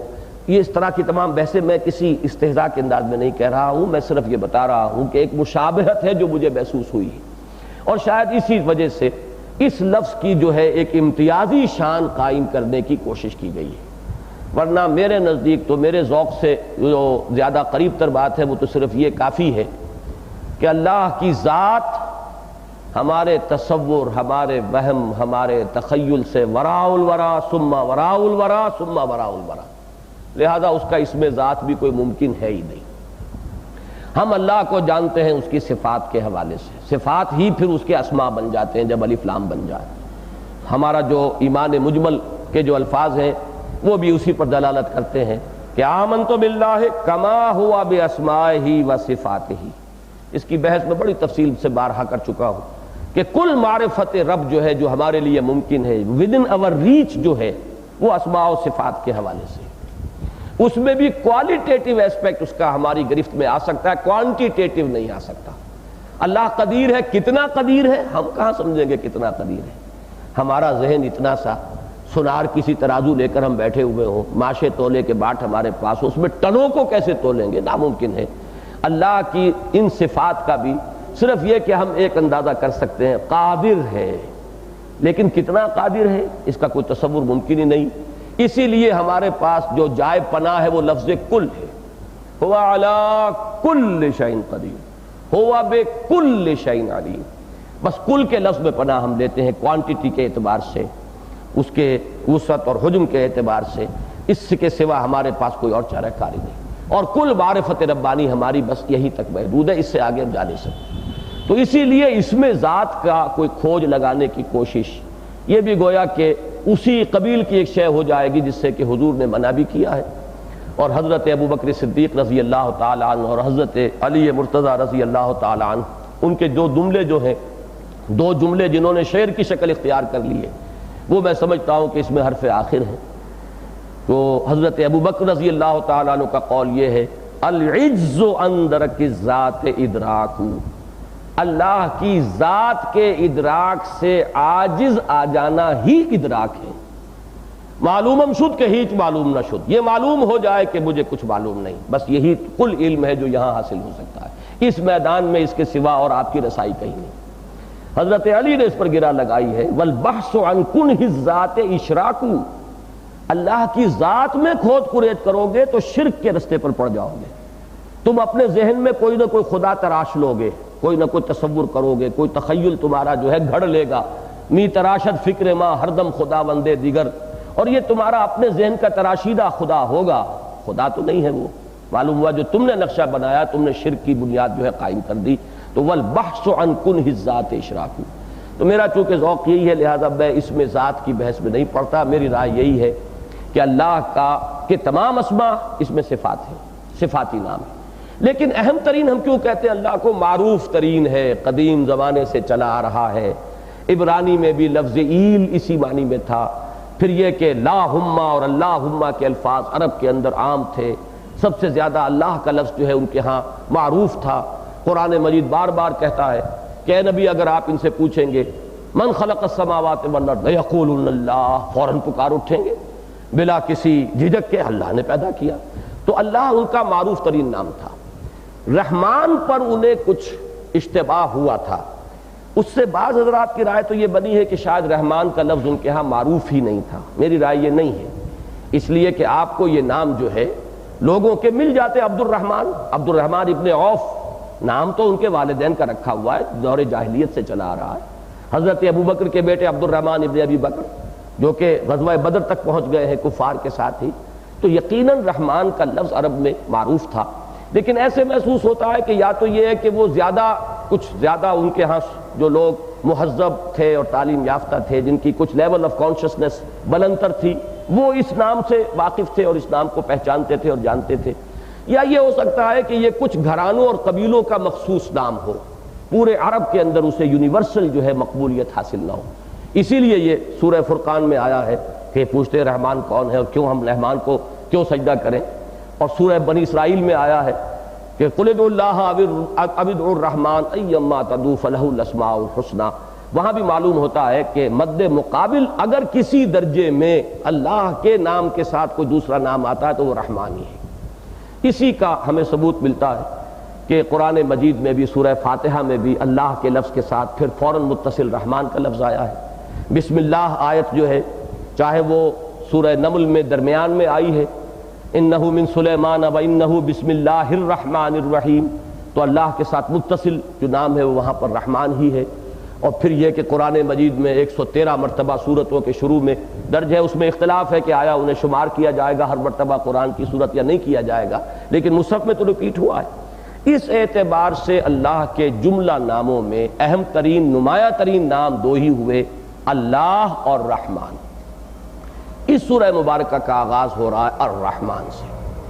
اس میں ایک رائے تو یہ ہے کہ یہ خبر ہے، مبتدا یہاں پر محذوف ہے، هو الرحمن، اور دوسری رائے جو میرے نزدیک زیادہ قریب قیاس ہے، الرحمن یہ در حقیقت مبتدا سمجھیے اسے یا فاعل سمجھیے، علم القرآن، اس نے قرآن سکھایا۔ جملہ مکمل جو ہوگا ان دو آیتوں پر مشتمل ہوگا، الرحمن علم القرآن، رحمان مبتدا، علم القرآن اس کی خبر ہے۔ اب یہاں خاص طور پر جو چیز بیان کرنے کی ہے، سمجھنے کی ہے، وہ رحمان کا مفہوم ہے اور رحیم کے ساتھ اس کی کیا نسبت ہے۔ یہ ہمارے مفسرین کے محبوب مسائل میں سے ہے جن پر ہر ایک نے اپنے اپنے ذوق کے مطابق اس کی کوئی نہ کوئی توجیہ بیان کی ہے، اس لیے کہ اللہ کے ناموں میں سے یہ دو نام ایسے ہیں کہ جو ایک ہی مادے سے مشتق ہیں۔ رحمت ہی مادہ ہے رحمان کا بھی اور رحیم کا بھی، ایک ہی مادے سے دو ناموں کا مشتق ہونا اول تو دلالت کرتا ہے کہ سبقت رحمتی علی غضبی، معلوم ہوا کہ اللہ کی صفات میں رحمت کی صفت جو ہے غالب ہے اس کی دوسری صفات پر۔ یہ نمایاں ترین وصف ہے اللہ تعالیٰ کا، یہ اہم ترین صفت ہے اللہ تعالیٰ کی۔ لیکن ان میں یہ کہ فرق کیا ہے، اس میں ایک رائے جس پر کہ ہمارے اکثر مفسرین جو ہیں وہ تقریباً معلوم ہوتا ہے کہ ان کا اجماع ہے، وہ رحمان کو دنیا کے ساتھ متعلق کرتے ہیں اور رحیم کو آخرت کے ساتھ، رحمان الدنیا و رحیم الآخرہ۔ وجہ کیا ہے؟ وجہ وہی ہے جو میں بعد میں بیان کروں گا اس رائے کے ضمن میں کہ جو مجھے بہتر معلوم ہوئی اور جسے میں قبول کرتا ہوں، اور وہ یہ ہے کہ مولانا امین احسن اصلاحی صاحب کی یہ تشریح ہے کہ فعلان کے وزن پر جو صفات آتی ہیں ان میں اس صفت کی ایک ہیجانی اور طوفانی کیفیت، وہ کیفیت مشتعل ہے، طوفانی انداز کی ہے۔ انا جوعان، معلوم ہوگا کہ میں بھوک سے مرا جا رہا ہوں۔ بھوک کی شدت یہ ہے کہ جس کو عطشان، کہ جو پیاس سے مرا جا رہا ہو۔ ایک تو یہ کہ پیاس لگی ہوئی ہے لیکن آپ جھیل رہے ہیں، احساس آتا ہے ہونا چاہیے تھا، پانی نہیں ہے، چلیے کوئی بات نہیں۔ ایک یہ ہے کہ اب اس آخری درجے کو وہ پیاس پہنچ گئی ہے کہ اب ناقابل برداشت ہو رہی ہے، عطشان۔ اسی طرح غضبان، حضرت موسیٰ کے لیے یہ لفظ آیا ہے، رجع الی قومہ غضبان آصفا، انتہائی غضبناک ہو کر جب انہیں یہ معلوم ہوا کہ میری قوم جو ہے وہ تو بچڑے کی پرستش میں مبتلا ہو گئی ہے۔ تو جلالی شان تو حضرت موسیٰ کی تھی، ان کا مزاج جلالی تھا، تو جو غضبناکی کی جو صورتحال اس وقت ہوگی اس کے لیے لفظ غضبان آیا ہے۔ اچھا، یہ الفاظ جو ہیں طوفان اور ہیجان، یہ بھی در حقیقت اسی وزن پر ہے اور اسی مفہوم کو لے کر، ہیجانی کیفیت، یہ ہیجان جو ہے تو اللہ تعالیٰ کی صفت رحمت کی ایک شان جس کے لیے تشبیہ جو ہے اگر مادی عالم سے ہم لیں گے جیسے سمندر ٹھاٹھے مارتا ہوا سمندر، یہ ہے ایک کیفیت اللہ کی صفت رحمت کی جو لفظ رحمان میں سامنے آتی ہے۔ فعیل کے وزن پر جو صفات آتی ہے اس میں دوام ہوتا ہے، پائیداری ہوتی ہے، استقلال، مستقل۔ یہ لفظ جو آئے گا رحیم تو اس میں اس رحمت کا دوام ہے، اس رحمت کا تسلسل ہے، اس کا باقی رہنا ہے۔ چونکہ دنیا عارضی شے ہے لہذا اس کے ساتھ صفت رحمان کو ہمارے مفسرین نے جو ہے زیادہ مناسب سمجھا، اور آخرت ہے دائم و قائم، ہمیشہ رہنے والی، لہذا اس کے ساتھ اس مناسبت سے لفظ رحیم جو ہے وہ انہیں زیادہ موضوع نظر آیا۔ تو بنیاد تو وہی ہے کہ فعلان کے وزن پر اس کی کیا کیفیت ہوگی اور فعیل کے وزن پر کیا کیفیت ہوگی، اس کے ساتھ دنیا اور آخرت کا تقابل کر کے انہوں نے اس کے ساتھ منسلک کیا ہے۔ لیکن یہ کہ جو رائے مجھے زیادہ مناسب معلوم ہوئی ہے، میرے دل کو جس نے اپیل کیا وہ یہ کہ یہ دونوں کیفیات یا یہ دونوں اللہ تعالیٰ کی صفات ذات خدا بندی میں بیک وقت موجود ہیں۔ ان میں زمانی فصل اور بعد جو ہے وہ کسی درجے میں بھی قرین قبول نہیں ہے، قابل قبول نہیں ہے۔ یہی میں سورہ حدید کے درس کے سلسلے میں بارہا بیان کر چکا ہوں کہ صرف ایک مقام ہے قرآن مجید میں جہاں اس کے اسماء و صفات کو حرف واو عطف کے ساتھ علیحدہ کیا گیا ہے، اول والآخر والظاہر والباطن۔ باقی ہر جگہ آپ دیکھیں گے کہ وہاں کوئی عطف نہیں آئے گا، آٹھ اسماء آ گئے ہیں، هو اللہ الذی لا الہ الا هو الملک القدوس السلام المؤمن المہیمن العزیز الجبار المتکبر، 8 اسماء آ رہے ہیں، کہیں حرف واو نہیں ہے۔ اور اس کی لم یہی ہے، اس کا سبب یہی ہے کہ اللہ تعالیٰ کی جملہ شانیں اور اس کی جملہ صفات اس کی ذات میں بیک وقت موجود ہیں، چاہے ہمیں متضاد نظر آ رہی ہیں۔ وہ المعز بھی ہے، المذل بھی ہے، لیکن بیک وقت ہے۔ ان کے اندر کہیں بھی ان شانوں میں اور ان صفات کے اندر وہ الضار بھی ہے، النافع بھی ہے، الرافع بھی ہے، الخافض بھی ہے، لیکن یہ تمام اسماء و صفات اس کی ذات میں بیک وقت موجود ہیں، لہذا بیان میں بھی حرف عطف کا فصل جو ہے وہ مناسب نہیں۔ ایک ہی استثناء ہے، وہ سورہ حدید کے اندر میں بیان بہت مرتبہ کر چکا ہوں، اب آگے آئیں گے تو وہاں دوبارہ اس کو دہرا دوں گا، اس وقت نہیں کر رہا ہوں۔ تو اسی طریقے سے رحمان اور رحیم یہ بھی قرآن مجید میں جہاں بسم اللہ الرحمن الرحیم کہیں اس میں کوئی فصل نہیں ہے، کوئی حرف عطف نہیں ہے، لہذا یہ دونوں کیفیات اللہ کی ذات میں بیک وقت بآن واحد موجود ہیں۔ البتہ ان کے آپس کے تعلق و نسبت کو ایک مثال جو میرے ذہن میں آئی، میں نے بارہا اسے بیان کیا، اس وقت دہرا رہا ہوں، میں سمجھتا ہوں شاید اس کے حوالے سے سب سے زیادہ آسانی سے اور سب سے زیادہ جامعیت کے ساتھ ہم سمجھ سکیں۔ میں مثال دیا کرتا ہوں کہ فرض کیجئے کوئی روڈ ایکسیڈنٹ ہوا ہے، کوئی بس ہے، ایکسیڈنٹ ہوا ہے، بہت سے لوگ مر گئے ہیں، آپ بعد میں پہنچے ہیں آن دی سین، اس منظر پر آپ پہنچے، کہیں کسی نے دیکھا کہ کوئی ماں جو فوت ہو چکی ہے اس کا شیر خوار بچہ اس کی چھاتی سے چمٹا ہوا ہے۔ یہ کیفیت دیکھ کر ممکن نہیں ہے کہ کوئی انسان جو ہے اس کے اندر جذبات کے اندر ایک طوفان نہ آ جائے، اگر وہ مر نہیں چکی اس کی انسانیت اور وہ ایک درندہ نہیں بن چکا ہے معنن اور حقیقتاً، تو ایک انسان کے اندر شفقت اور رحمت اور محبت اور مودت اور التفات اور انعطاف، یہ کیفیات ان سب کو جمع کر لیجئے ان الفاظ کو، ملی جلی کیفیت یہ پیدا ہوگی۔ ہر شخص چاہے گا کہ اس بچے کی پرورش میں اب اپنے ذمہ لے لوں، یہ بچہ بے یار و مددگار رہ گیا، دودھ پیتا بچہ جسے یہ پتہ بھی نہیں کہ ماں مر چکی ہے اور وہ اس کی چھاتی سے ابھی چمٹا ہوا ہے۔ تو وہ جوش کی کیفیت ہوتی ہے، ایک ہیجانی کیفیت ہوتی ہے جس میں ایک انسان اس بچے کی پرورش کی ذمہ داری لے لیتا ہے۔ لیکن ہمارا حال کیا ہے؟ ہمارا وہ ابال عارضی ہوتا ہے۔ ہو سکتا ہے کہ اگر آپ یہ کر بیٹھے ہو تو چند دنوں کے بعد آپ محسوس کریں کہ کیا میں نے حماقت کی، میری اپنی ذمہ داریاں کوئی کم نہیں تھیں، پہلے ہی بچے موجود تھے، ان کا بوجھ برداشت نہیں ہو رہا تھا، یہ میں نے وقتی ایک جوش میں آ کر، وقتی جذبے کے اندر آ کر اپنے بوجھ میں اضافہ کر لیا۔ ہماری کیفیت یہ ہوگی الا ماشاء اللہ، جن میں ہو سکتا ہے خدا پنج انگوش یکساں نہ کر، نہ ہر زن زنست و نہ ہر مرد مرد، لیکن بائی اینڈ لارج یہ کہا جا سکتا ہے کہ وہ جوش بڑا جلدی ٹھنڈا پڑ جاتا ہے اور پھر ایک دوسری کیفیت سامنے آتی ہے۔ بس اس کی نفیس کیجئے اللہ کی ذات میں، اللہ کی رحمت ہر وقت ہر آن اس ہیجانی اور طوفانی شان کی حامل بھی ہے، اور اس میں ہر وقت اور ہر آن وہ پائیداری اور دوام بھی ہے۔ یہ اس کی دونوں شانوں کو علیحدہ علیحدہ نمایاں کرنے کے لیے تو 2 لفظ آ گئے ہیں، لیکن اس کی ذات میں یہ دونوں کیفیات برابر برابر سائیڈ بائی سائیڈ موجود ہے۔ چاہے تو یہاں اسی سورہ مبارکہ کے وہ الفاظ اپنے ذہن میں ٹانک لیجئے، مرج البحرین یلتقیان بینہما برزخ لا یبغیان، چلائے اس نے 2 دریا باہم بالکل ملے ہوئے، لیکن ان کے مابین ایک پردہ حائل ہے کہ وہ ایک دوسرے میں گڑبڑ نہیں ہو رہے۔ تو بالکل اسی طرح یہ دونوں شانیں اللہ کی ذات میں بیک وقت موجود ہیں، ممتاز ہیں، ممیز ہیں، دونوں کی کیفیت جدا ہے، لیکن ان میں کوئی زمانی فصل نہیں ہے، بلکہ وہ بآن واحد موجود ہے۔ الرحمن علم القرآن، میں عرض کر چکا ہوں میرے نزدیک ترکیب نحوی یہی صحیح ہے کہ یہ مبتدا ہے اور خبر ہے علم القرآن، تو جملہ 2 آیتوں کو ملا کر بنا۔ الرحمن، رحمان نے قرآن سکھایا۔ اب ذرا نوٹ کیجئے، علمہ کے بعد 2 مفعول، جو یہ لفظ یہ ان افعال میں سے ہے کہ جو 2 مفعول چاہتا، کس کو سکھایا؟ جیسے آگے آئے گا علمہ البیان، اس نے اسے بیان سکھایا۔ ایک وہ ہے کہ جسے بیان کی صلاحیت دی گئی، سکھائی گئی، اور ایک بیان ہے جو ایک وصف ہے جو اس کو عطا کیا گیا۔ یہاں پر اجمال برتا گیا، علم القرآن، اور سکوت اختیار کیا گیا۔ کسے سکھایا؟ اس سکوت میں ایک بلاغت ہے۔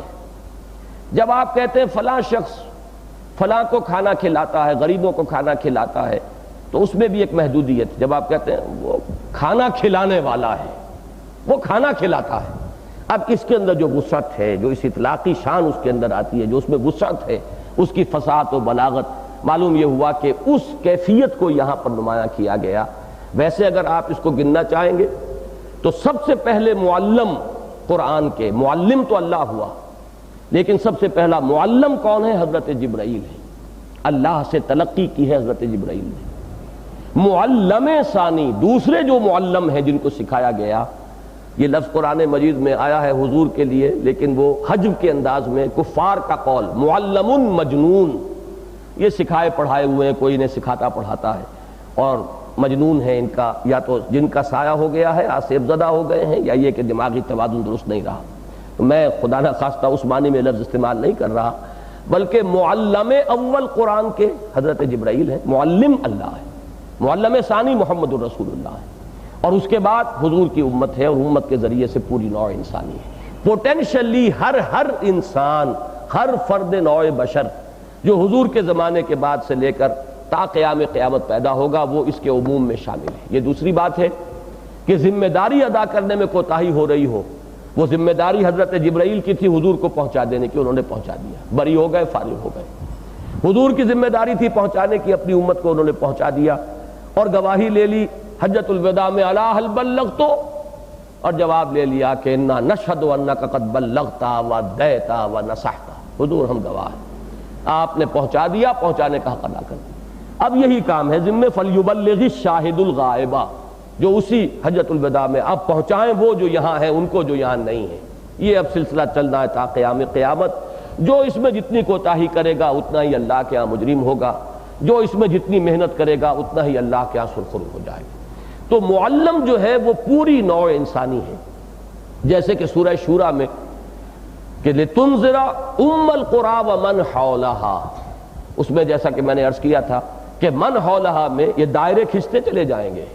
ایک وہ امیجیٹ اس کا ماحول بھی تھا، آس پاس کی کے علاقے جن میں کہ بدو کوئی موجود ہوں، پھر اس سے آگے بڑھا، پھر پورا عرب اس کا ماحول ہے، پھر پوری دنیا ماحول ہے، اس لیے کہ وہ تو دائرے ہیں کہ جو وسیع سے وسیع تر ہوتے چلے جا رہے ہیں۔ تو حضور کا عمل انذار جو ہے وہ بھی اسی طریقے سے وسیع تر ہوتا چلا جائے گا۔ اوحی الی ھذا القرآن لانذرکم بہ ومن بلغ، یہ قرآن مجھ پر وحی کیا گیا تاکہ میں تمہیں خبردار کر دوں اس کے ذریعے سے، اور جسے بھی یہ پہنچ جائے اس تک بھی در حقیقت انذار محمدی صلی اللہ علیہ وسلم کا سلسلہ ممتد ہو گیا ہے۔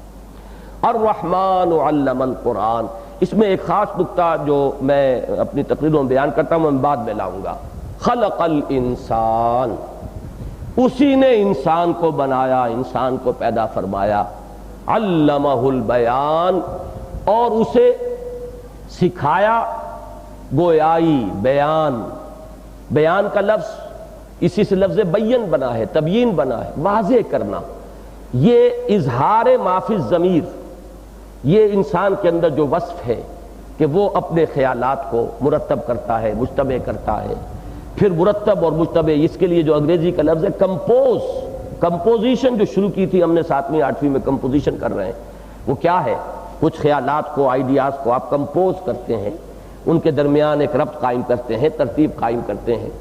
تو انسان اس اپنی قوت گویائی میں پہلے اپنے اندر جو کچھ ہے اس کو وہ کمپوز کرتا ہے، پھر اللہ نے اسے یہ صلاحیت دی ہے کہ وہ اسے نطق کی جو گویائی کی جو صلاحیت اسے ملی اس کے ذریعے سے کمیونیکیٹ کرتا ہے، دوسروں تک پہنچاتا ہے۔ علمہ البیان، اس نے سکھایا اسے بیان، اسے گویائی عطا فرمائی۔ اس میں ایک خاص نکتہ جس کی طرف میرا ذہن منتقل ہوا وہ یہ ہے کہ ان 4 آیتوں میں ایک قدر مشترک یہ ہے کہ چوٹی کی شے ہے 4 میدانوں کی جس کا ذکر ہو رہا ہے۔ اللہ کے ناموں میں اگرچہ میں عرض کر چکا ہوں کہ اہم ترین، معروف ترین، مشہور ترین نام اللہ ہے، لیکن محبوب ترین نام اور حسین ترین نام وہ رحمان ہے، اس لیے کہ ہمیں سب سے زیادہ حاجت تو اس کی رحمت کی ہے، ہم رحمت کے محتاج ہیں۔ وہی رحمت مبدع بنی ہے، منبع بنی ہے اس خلق کا۔ من نہ کردم خلق تا سودے کنم بلکہ برتابر خلق جودے کنم، یہ اللہ کی جود ہے، اس کی سخا ہے، اس نے اپنے خزانہ سخاوت سے ہمیں یہ نعمت وجود عطا فرمایا ہے۔ تو اصل میں ہم محتاج ہیں رحمت کے۔ اور نوٹ کیجئے اس بات کو کہ اس کا تعلق قرآن کے ساتھ یوں جڑتا ہے کہ اللہ کی رحمانیت کا سب سے بڑا مظہر قرآن ہے، اس لیے کہ کوئی نعمت دنیا کی نعمت نہیں ہے جب تک کہ اس کے ساتھ نعمت ہدایت شامل نہ ہو۔ دولت نعمت نہیں ہے، ہدایت بھی ہے تو نعمت ہے۔ آپ اسے ادائے حقوق میں استعمال کریں گے، دین کے لیے استعمال کریں گے، بھلائی کے کاموں میں صرف کریں گے، بہت بڑی نعمت ہے۔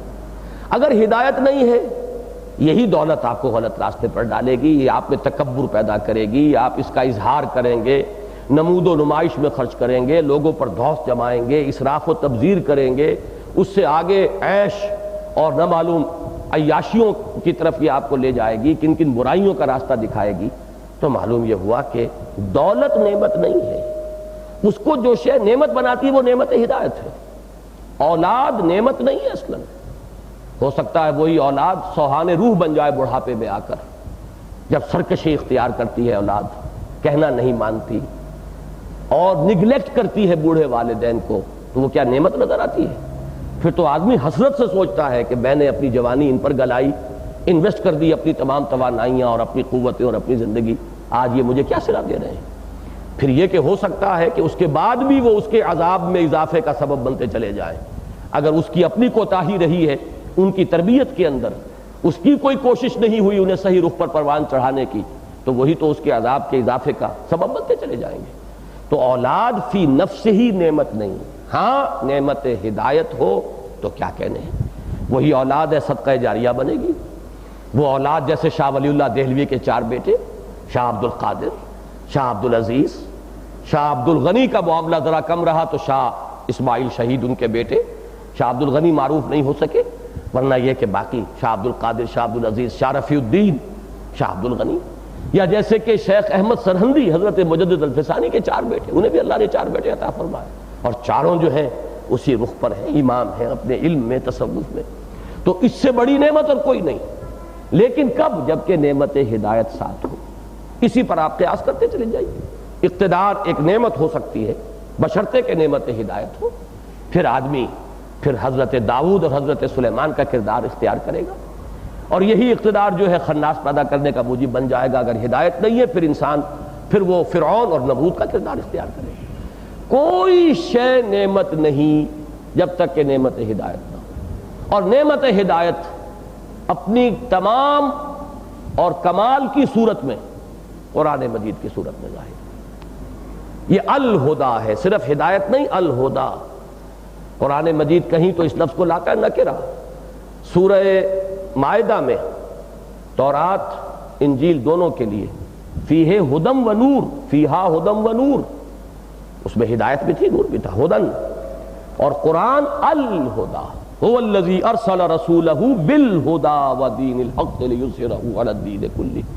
یہ یہاں پر آ کر اگرچہ ہدن کا لفظ بھی آیا ہے، اس میں نکرہ تفخیم کے لیے ہم لیں گے، جیسے کہ سورہ بقرہ میں آیا ہے جہاں روزے کا اور رمضان کا بیان ہے، شہر رمضان الذی انزل فیہ القرآن ھدی للناس وبینات من الہدی، اب یہاں پھر الہدا والفرقان۔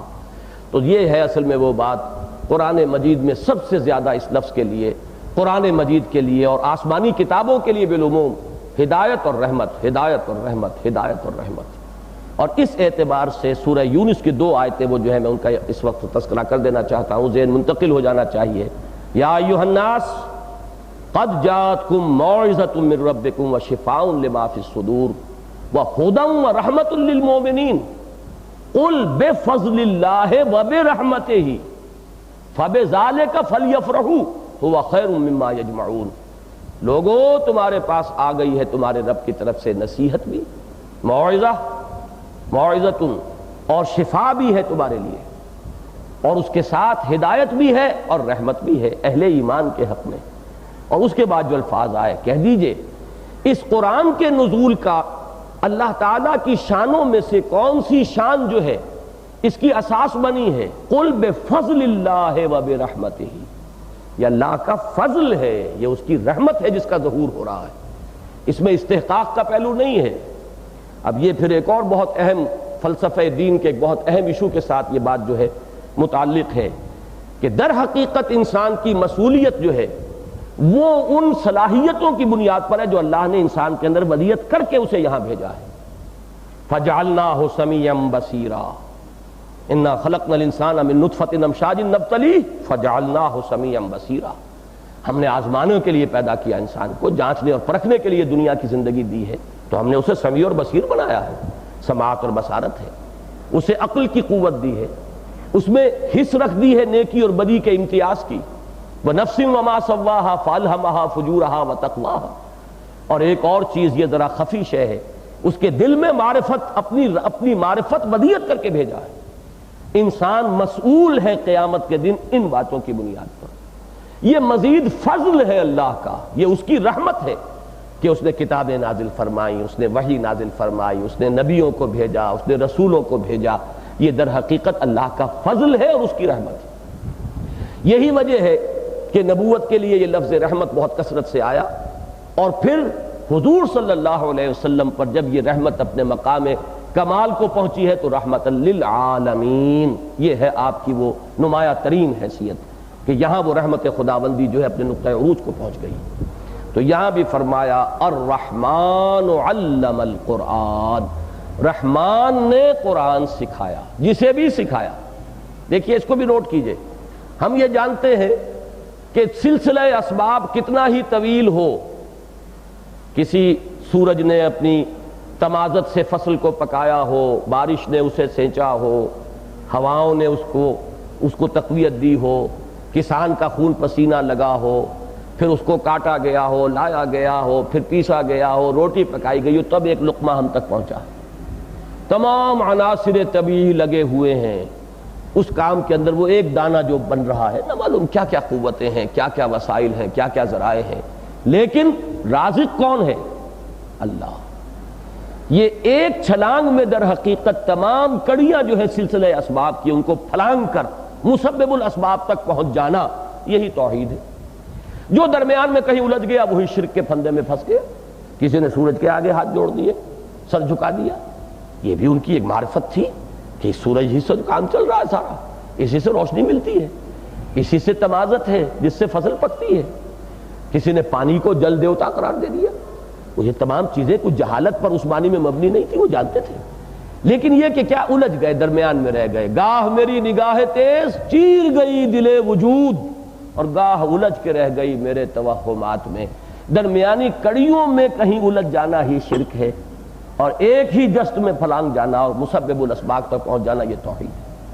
تو یہ جان لیجئے جسے بھی کوئی ایک حرف علم قرآن کا ملا ہے وہ جان لے کہ اسے اللہ نے سکھایا ہے۔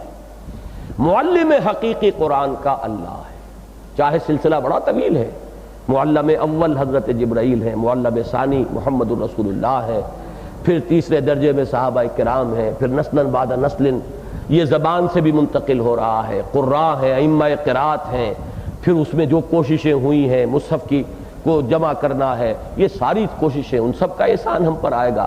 پھر جس شخص نے ہمیں بچپن میں الف با تا سکھایا اور نورانی قاعدہ جس سے پڑھا وہ بھی ہمارا معلم ہے، پھر جس کے ذریعے سے بھی ہمیں قرآن مجید کے معارف و حقائق اور معانی تک رسائی حاصل ہوئی وہ بھی ہمارے معلم ہیں، لیکن معلم حقیقی اللہ۔ الرحمن علم القرآن، رحمان نے قرآن سکھایا، اور رحمان کی رحمانیت کا مظہر اتم قرآن ہے۔ یوں تو اس کے مظاہر بے شمار ہیں، لیکن سب سے اہم، سب سے بڑا، سب سے نمایاں، سب سے کامل مظہر رحمت خداوندی کا، بلکہ رحمانیت خداوندی کا وہ قرآن ہے۔ اب آپ نوٹ کیجئے، الرحمن میں نے عرض کیا تھا اللہ کے ناموں میں سب سے پیارا اور محبوب نام، چوٹی پر چلتی ہے۔ علم القرآن، اس نے قرآن سکھایا۔ سوال یہ ہے کہ بقیہ علوم کس نے سکھائے؟ جو علم بھی ہمیں حاصل ہوتا ہے اس کا مبدا اللہ کی ذات ہے، وہ مادی علوم ہو، سائنٹیفک نالج ہو، تجرباتی علوم ہو، عقلی علوم ہو، سب علوم کس نے سکھائے؟ اللہ نے سکھائے۔ سورہ بقرہ کے 4 رکوع میں ان علوم کے 2 مختلف کھاتے معین کر دیے گئے۔ ایک شروع میں ذکر ہے علم آدم الاسماء کلھا، سکھا دیے آدم کو نام کل کے کل۔ در حقیقت یہ سارا تجرباتی اور مادی علوم کا جتنا بھی سرمایہ ہے یہ اسی علم الاسماء کا ظہور ہے۔ جیسے آم کی گٹھلی میں پورا آم کا درخت مضمر ہوتا ہے، وقت لگتا ہے، وہ ایک پودا بنتا ہے، پھر وہ جوان ہوتا ہے، پختگی کو پہنچتا ہے، اسے پورا درخت بننے میں کئی سال لگ جائیں گے، لیکن درخت تو گٹھلی میں موجود ہے نا، پوٹینشلی بالقوہ۔ یہ کل علم حضرت آدم کے اندر ودیت کر دیا گیا۔ یہ اس علم کا ظہور ہے جو ان 8000 یا 10,000 برسوں میں ہوا، یہ میرا اندازہ ہے۔ حضرت آدم کا زمانہ جو ہے زیادہ سے زیادہ 10,000 اور لگ بھگ 8,000 برس کا زمانہ ہے آج سے پہلے۔ 8,000 برس میں جو یہ ایکسفولیشن ہوئی ہے یہ در حقیقت وہی بند کلی کھل رہی ہے، وہی بیج ہے جس کا کہ ظہور اس شجر کی صورت میں ہوا ہے، اور نہ معلوم ابھی کہاں تک ہوگا۔ تو مبدا اور منبع تو وہی اللہ کی ذات ہے، علم کہاں سے آئے گا؟ لا یحیطون بشیء من علمہ الا بما شاء، علم ہی یعنی علم بالکلیہ اللہ کی ملکیت ہے، شے اسی کی ہے۔ ہاں وہ اپنے بندوں میں سے جس کو چاہتا ہے اس میں سے جتنا علم چاہتا عطا کر دیتا ہے۔ تو علوم مادی ہو یا عقلی، اور اسی طریقے سے وحی کا تو مبدا ہے اللہ کی ذات۔ سورہ بقرہ کے 4 رکوع میں آخر میں اس کو بیان فرمایا، فَإِمَّا يَأْتِيَنَّكُم مِّنِّي هُدًى فَمَن تَبِعَ هُدَايَ فَلَا خَوْفٌ عَلَيْهِمْ وَلَا هُمْ يَحْزَنُونَ وَالَّذِينَ كَفَرُوا وَكَذَّبُوا بِآيَاتِنَا أُولَٰئِكَ أَصْحَابُ النَّارِ هُمْ فِيهَا خَالِدُونَ۔ بس یوں سمجھ لیجئے یہی وہ العلم و علمان، ایک علم مادی ہے، تجرباتی علوم ہے جو انسان نے سیکھے ہیں، یہ اس علم آدم الاسماء کا ظہور ہے، اور ایک علم وحی ہے، علم الابدان و علم الادیان، ایک علم وحی ہے جو فرشتے کے ذریعے سے اللہ تعالیٰ اپنے نبیوں کو بھیجتا رہا ہے، اور جو اب کامل ترین شکل میں ہمارے پاس قرآن کی صورت میں ہے۔ تو دونوں علوم تو اللہ نے سکھائے، جسے جو کچھ علم ملا اللہ نے۔ لیکن اب نوٹ کیجئے نتیجہ کیا نکلا، تمام علوم میں چوٹی کا علم قرآن ہے۔ جیسے اللہ کے تمام اسماء میں سب سے پیارا نام رحمان ہے، اسی طرح تمام علوم میں کتنے بھی علوم ہو، مادی علوم ہو، عقلی علوم ہو، تمدنی علوم ہو، وہ سائیکالوجی ہو، وہ فلسفہ ہو، وہ منطق ہو، وہ جیوگرافی ہو، وہ ہسٹری ہو، جتنے بھی علوم گنتے چلے جائیے۔ اب تو خیر ہر علم کی اتنی شاخیں ہو گئی ہیں کہ میں لاکھ زور لگاؤں میں ان کا اس وقت نام بھی آپ کو نہیں بتا سکتا، اکثر و بیشتر خود میرے حیطہ علم کے اندر موجود نہیں ہے تمام علوم، لیکن ان میں چوٹی کا علم علم قرآن ہے۔ اب آگے چلیے، خلق الانسان، عام حالت میں آپ دیکھیے تو ایک سمپل سٹیٹمنٹ ہے، اللہ نے پیدا کیا، اللہ نے انسان کو پیدا کیا۔ لیکن اب ذرا اس کا مفہوم مخالف لیجئے تو کیا دوسری جو مخلوقات ہیں اسے کسی اور نے پیدا کیا؟ جواب تو نفی میں آئے گا۔ آسمان کس نے بنائے؟ زمین کس نے پیدا کی؟ فرشتے کس نے تخلیق فرمائے؟ جنوں کا خالق کون ہے؟ ان حیوانات کا، نباتات کا، ان سب کا خالق کون ہے؟ شجر و حجر کس نے خلق کیے؟ مخلوقات میں چوٹی کی مخلوق انسان ہے۔ یہی وہ چیز ہے جس تک کہ سائنس بھی بہرحال پہنچی ہے، چاہے درمیان میں اس کی جو درمیانی کڑیاں ہیں ان سے آپ اتفاق کریں، اختلاف کریں، اس میں گمراہی ہو، اس میں جو بھی کچھ ہو، لیکن یہ ہے کہ ظاہر بات ہے کہ جمادات سے اوپر نباتات سے اوپر حیوانات، اور حیوانات میں ایوولوشن ٹری کے ٹاپ پر کھڑا ہوا ہے ہومو سیپینس، انسان۔ یہ بایولوجیکل نیم ہے انسان کا، ہومو سیپینس ٹاپ پر ہے۔ تو یہ سب سے اعلیٰ مخلوق ہے کہ نہیں؟ باقی یہ کہ قرآن مجید میں جیسے جیسے مدح آئی ہے اس کے مختلف اسلوب اختیار کیے گئے کہ جس کو میں نے اپنے دونوں ہاتھوں سے بنایا، خلقت بیدی، کہیں یہ قرآن مجید میں نہیں ہے لیکن حدیث مبارکہ میں یہ مضمون موجود ہے اور تورات میں موجود ہے۔ And God created man in his own image. خلق اللہ آدم علی صورتہ، یہ الفاظ موجود ہیں، حدیث میں موجود ہیں، حدیث سے صحیح ہے، مسلم شریف کی روایت ہے۔ تو یہ جو عظمت ہے وَلَقَدْ كَرَّمْنَا بَنِي آدَمَ وَحَمَلْنَاهُمْ فِي الْبَرِّ وَالْبَحْرِ وَرَزَقْنَاهُمْ مِنَ الطَّيِّبَاتِ، اب یہ آیت کو بھی ذہن میں لے آئیے۔ صوفیاء نے انسان کو عالم اصغر کہا ہے، پوری کائنات ان منیچر اس انسان کے وجود کے اندر موجود ہے، اور اگر روح ربانی جو اس میں پھونکی گئی ہے کوئی شخص اس کی عظمت سے ذرا سا بھی واقف ہو جائے تو وہاں تو معاملہ یہی ہے کہ یسألونک عن الروح قل الروح من امر ربی وما اوتیتم من العلم الا قلیلا۔ تو یوں سمجھیے کہ اللہ کی قدرت خلاقی کا مظہر اتم، مظہر کامل، جامع ترین مظہر وہ انسان ہے، کلائمیکس آف کریشن، اللہ کی کریٹو پوٹینشل کا سب سے زیادہ جامع اور کامل ظہور وہ انسان کی صورت میں۔ تو یہاں بھی وہ چوٹی کی بات آئی۔ اب چوتھی آیت پر آئیے، علمہ البیان، اسے سکھایا بیان۔ تو باقی جو اوصاف انسان میں وہ کیا کسی اور نے عطا کیے؟ وہی مفہوم مخالف، سماعت کس نے دی، بصارت کس نے دی، یہ سارے اوصاف بھی تو ہیں۔ چلنا کس نے سکھایا، بیٹھنا کس نے سکھایا، ہاتھ سے کام لینا کس نے سکھایا، یہ سب بھی تو اسی کے دیے ہوئے ہیں۔ آپ اگر گننے لگیں جو جو وصف اس نے رکھ دیے ہیں آپ کے اندر ظاہری اور باطنی، وہی آیت یہاں بھی صادق آئے گی کہ ان تعدوا نعمت اللہ لا تحصوها، تم اس کا احصاء نہیں کر سکتے۔ اس میں چوٹی کا وصف ہے قوت بیان۔ یہ بات جو ہے یہ اکثر لوگوں کے ذہن میں نہیں ہوگی، اسے اچھی طرح سمجھ لیجئے۔ چوٹی کا یہی وجہ ہے فلاسفہ نے، ارسطو نے انسان کو حیوان ناطق قرار دیا ہے۔ ماں بہل امتیاز شے کیا ہے حیوانات میں اور انسان میں؟ نطق، گویائی۔ یہی ہے اس کا ٹاپ کا وصف، یہی ہے جو اسے ممتاز کرتا ہے، ممیز کرتا ہے۔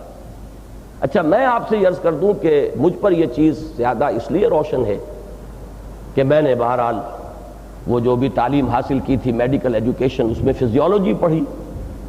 اب یہ تو ہر شخص مانتا ہے کہ جو سب سے زیادہ ہائیسٹ ایوالوڈ آرگن ہے انسانی جسم کا وہ برین ہے، ورنہ باقی جسمانی قوتیں دوسرے حیوانات کے ہم سے کہیں بڑھ کر ہیں۔ بینائی حیوانات میں ہم سے 1000 گنا زیادہ موجود ہے۔ ایسے حیوانات بھی ہیں جو تاریکی میں دیکھتے ہیں، ہم تو محتاج ہیں کہ روشنی ہو تو دیکھ سکتے ہیں، ورنہ ہماری آنکھ بیکار۔ یہ جو شکاری پرندے ہیں یہ بڑی اونچائی سے زمین پر پڑی ہوئی سوئی کو دیکھتے ہیں، ہماری تو بہت ہی رسائی کم ہے اس بینائی کی۔ ہم نے آلات ایجاد کر لیے، مائکروسکوپ اور ٹیلیسکوپ، جس سے کہ ہم نے اضافی اپنا دائرہ بڑھا لیا ہے ویژن کا، لیکن یہ کہ خود یہ آنکھ جو ہے انسانی آنکھ وہ تو حیوانات کی آنکھوں کے مقابلے میں کچھ بھی نہیں۔ قوت شامہ ہماری 1000واں حصہ بھی نہیں ہے حیوانات کی قوت شامہ کا۔ اتنی معلومات وہ حاصل کرتے ہیں صرف سونگ کر، جس کا ہم تصور نہیں کر سکتے۔ قوت لامسہ ان کی بہت زیادہ ہے۔ تو یہ ساری صلاحیتیں ان میں ہم سے کہیں زیادہ۔ سننے کی صلاحیت، انسان کو ابھی آہٹ آئی نہیں ہوتی کہ گھوڑے کے کان کھڑے ہو جاتے ہیں، وہ نہ معلوم کہاں سے وہ آواز کیچ کرتا ہے اور خطرہ محسوس کر کے اس کے کان کھڑے ہو جاتے ہیں، اور اس کا سوار جو ہے اس کے کانوں کی حرکت، وہ جو رڈار اس کو اللہ نے دے رکھے ہیں وہ بہت سینسیٹیو ہیں، ہمارے تو یہ کچھ بھی نہیں۔ اصل شے جو ہے انسان میں جو ہائیسٹ ایوالوڈ آرگن ہے وہ برین ہے۔ اچھا برین میں جو اس کا سب سے زیادہ ایوالوڈ حصہ ہے وہ ہے گرے میٹر جو کہلاتا ہے، ایک زرد رنگ کا سا مادہ، اس کی ایک تہ ہے جو دماغ کے اوپر جو ہے وہ دونوں کے اوپر چڑھی ہوئی ہے، دونوں حصوں پر، یہ گرے میٹر ہے، یہ ہائیسٹ ایوالوڈ حصہ ہے۔ اس میں ایریاز مارکڈ ہیں مختلف صلاحیتوں کے لیے۔ یہ ویژن سینٹر ہے، یہ پیچھے ہے، جہاں پر یہ آنکھوں سے جو سینس ڈیٹا، یہ کمپیوٹر، یہاں سے جو ڈیٹا جاتا ہے وہ وہاں فیڈ ہوتا ہے اور وہاں انٹرپریٹ ہوتا ہے، تب آپ یہ دیکھتے ہیں کہ میں نے یہ دیکھا، ورنہ یہاں تو صرف کیمرہ لگا ہوا ہے، اس کیمرے نے صرف تصویر جو ہے ریلے کر دی ہے، انٹرپریٹیشن اس کی یہاں ہو رہی ہے۔ کانوں نے جو کچھ سنا ہے وہ اس کا ایک سینٹر جو ہے وہ کارٹیکس کے اندر ہے، گرے میٹر کے اندر، وہ وہاں سے اس کو سمجھ رہا ہے، اس کی انٹرپریٹیشن ہو رہی ہے۔ تو ہر صلاحیت کے لیے حیوانات میں یہ جو ہے سونگنے والا ایریا یہ سب سے بڑا ہے، اور انسان کا سب سے بڑا ایریا جو ہے کارٹیکس کا، highest portion of the brain کا، وہ ہے جسے ہم سپیچ سینٹر کہتے ہیں، سب سے بڑا حصہ اس سے کورڈ ہے۔ اور سپیچ سینٹر کو پھر 2 حصوں میں تقسیم کیا جاتا ہے، سینسری حصہ اس کا اور موٹر حصہ، اور سپیچ کے یہ دونوں حصے ہیں۔ آپ جب اخذ کرتے ہیں، معلومات جمع کرتے ہیں، ان کو مرتب کرتے ہیں، جس کو میں نے کمپوزنگ سے تعبیر کیا تھا، یہ اس کا سینسری پارٹ ہے جو آپ کو مل رہا ہے، یہ فیڈنگ ہو رہی ہے۔ اس کا موٹر پارٹ جو ہے وہ کنٹرول کرتا ہے ان اعضاء کو جن سے آپ وائسز کریٹ کرتے ہیں۔ یہ لپس ہیں، یہ آپ کا لیرنگس ہے، کارڈز ہیں، مختلف جو آوازیں آپ نکالتے ہیں، یہ اس موٹر حصہ جو ہے اس کا، وہ اس کو فاعلی حصہ، وہ انفعالی حصہ، یہ فاعلی حصہ، وہ سینسری اور یہ موٹر، اور ان دونوں پر مشتمل جو ہے وہ سب سے بڑا ایریا جو ہے کارٹیکس کا ہیومن برین میں، وہ اسپیچ سینٹر ہے۔ تو جان لیجئے کہ انسانی صلاحیتوں میں عظیم ترین صلاحیت وہ قوت بیان ہے، اور عجیب بات ہے انگریزی میں بھی اس کے لیے لفظ اسپیچ آیا ہے، اسپیچ سینٹر۔ اسپیچ، سینسری اور موٹر دو اس کے پارٹ ہیں، لیکن ہے اس کے لیے جو جامع لفظ ہے اسپیچ سینٹر ہے۔ باقی تمام صلاحیتیں جو ہیں وہ نیچے رہ گئی ہیں، بلکہ ریٹروگریشن ہے اس میں، بجائے ارتقاء کے اس کے اندر کچھ کمی ہوئی ہے۔ حیوانات سے ہماری جسمانی قوت بہت کم ہے، نہ شیر کی سی طاقت ہے، نہ ہاتھی کی سی طاقت ہے، نہ اس کی سی جسامت ہے۔ ظاہر بات ہے کہ ان چیزوں میں تو ہم حیوانات سے بہت پیچھے رہ گئے، لیکن یہ کہ جو شے ہے وہ یہ ہے جس نے ان حیوانات کے اوپر ہمیں تسلط عطا فرمایا ہے کہ ہاتھی کو بھی لیے پھرتے ہیں اور شیر کو بھی سدھا لیتے ہیں، یہ سارا کچھ تو یہی ہے۔ اور اس میں جو ٹاپ کی شے ہے اس میں سب سے بڑا ایریا جو ہے آپ کے کارٹیکس میں وہ اسپیچ سینٹر ہے۔ الرحمن علم القرآن خلق الانسان علمہ البیان، یہ 4 سٹیٹمنٹس ہیں، بلکہ سٹیٹمنٹس تو 3 ہیں، جملے 3 ہیں، آیتیں 4 ہیں۔ الرحمن علم القرآن آیتیں 2 ہی، سٹیٹمنٹ 1 مکمل ہوا۔ خلق الانسان دوسرا سٹیٹمنٹ ہے، دوسری خبر ہے۔ تیسرا علمہ البیان، یہ تیسری خبر ہے، تیسرا جملہ ہے۔ اس نے لیکن 4 میں تقسیم کیوں کیا؟ اب یہ اس کی حکمت میں آپ کے سامنے بیان کروں گا، واللہ عالم۔ یہ چیزیں وہی ہیں جو ہمارے قیاس سے متعلق ہیں، صحت بھی ہو سکتی ہے، اس میں غلطی بھی، خطا بھی ہو سکتی ہے۔ ان 4 چیزوں کو سامنے لا کر ایک آگے معاملہ رکھا ہے، ایک گیپ ہے جس کو اب آپ خود فل کر سکتے ہیں۔ ذرا سی منطق بھی نطق سے متعلق ہے، ذرا سی منطق ہو، ذرا سا لاجک ہو، ذرا سا کلام کو اس کے سیاق کی طرف لے جانے کی صلاحیت موجود ہو، کہاں جا رہا ہے کلام، کدھر لے کر جا رہا ہے۔ اور کلام کی فصاحت و بلاغت کا ایک حصہ یہ ہوتا ہے کہ جو نتیجہ آبویس ہو بالکل اس کو بیان نہ کیا جائے، لیو اٹ، آپ اس میں ڈیپینڈ کیجئے سننے والے کی ذہانت پر۔ وہ وہاں پہنچے گا تو اسے خوشی بھی ہوگی، اسے انشراح بھی ہوگا، وہ سمجھے گا یہ میری دریافت ہے، اور اگر محض آپ نے اس کو پڑھا دیا ہے تو وہ لے لے گا، قبول کر لے گا، لیکن اس کے ساتھ اس کی وہ جو ایک جذباتی سینٹیمنٹل اٹیچمنٹ ہے وہ کبھی نہیں ہوگی۔ لہذا جو چیز نتیجے کے طور پر نکل رہی ہے اس کو وہاں پر آپ، اور اس کے لیے میں نے جو مثال اکثر بیان کی ہے وہ ہائی اسکول کے زمانے میں نسبت و تناسب کا ایک معاملہ ہوا کرتا تھا، ریشیو پروپورشن کا قاعدہ۔ 3 ویلیوز گیون ہیں، چوتھی ویلیو تلاش کرو، اس کی جو نسبت اس کے ساتھ ہے وہی نسبت اس شے کی کس کے ساتھ ہوگی، تو 3 گیون ویلیوز ہوں گی، چوتھی ویلیو آپ کو تلاش کرنی ہے۔ 4 جملوں میں، 4 آیات میں 4 چوٹی کی چیزیں آئیں، سٹیٹمنٹس 3 بنے، 3 گیون فیکٹس ہیں جو سامنے آ گئے، چوتھا نکالیے کیا ہوگا۔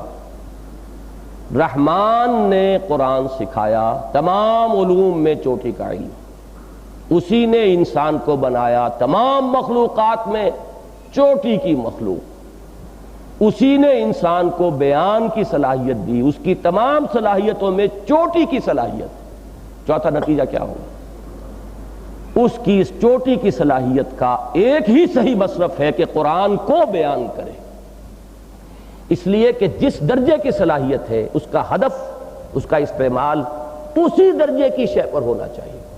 ورنہ ہمارے ہاں جو ایک محاورہ ہے کہ توپ سے مکھی مار رہے ہیں، یہ اس کے برعکس ایک کیفیت جو ہے اس کو آپ ایک محاورے میں طنزی انداز میں کہتے ہیں کہ جو اگر دشمن بہت ہی کمزور ہے تو اس کے لیے بہت زیادہ لمبی چوڑی تیاری کی کیا ضرورت ہے، اس کے لیے اتنی ہی تیاری کی جائے گی، توپ فراہم کرنا مکھی کو مارنے کے لیے۔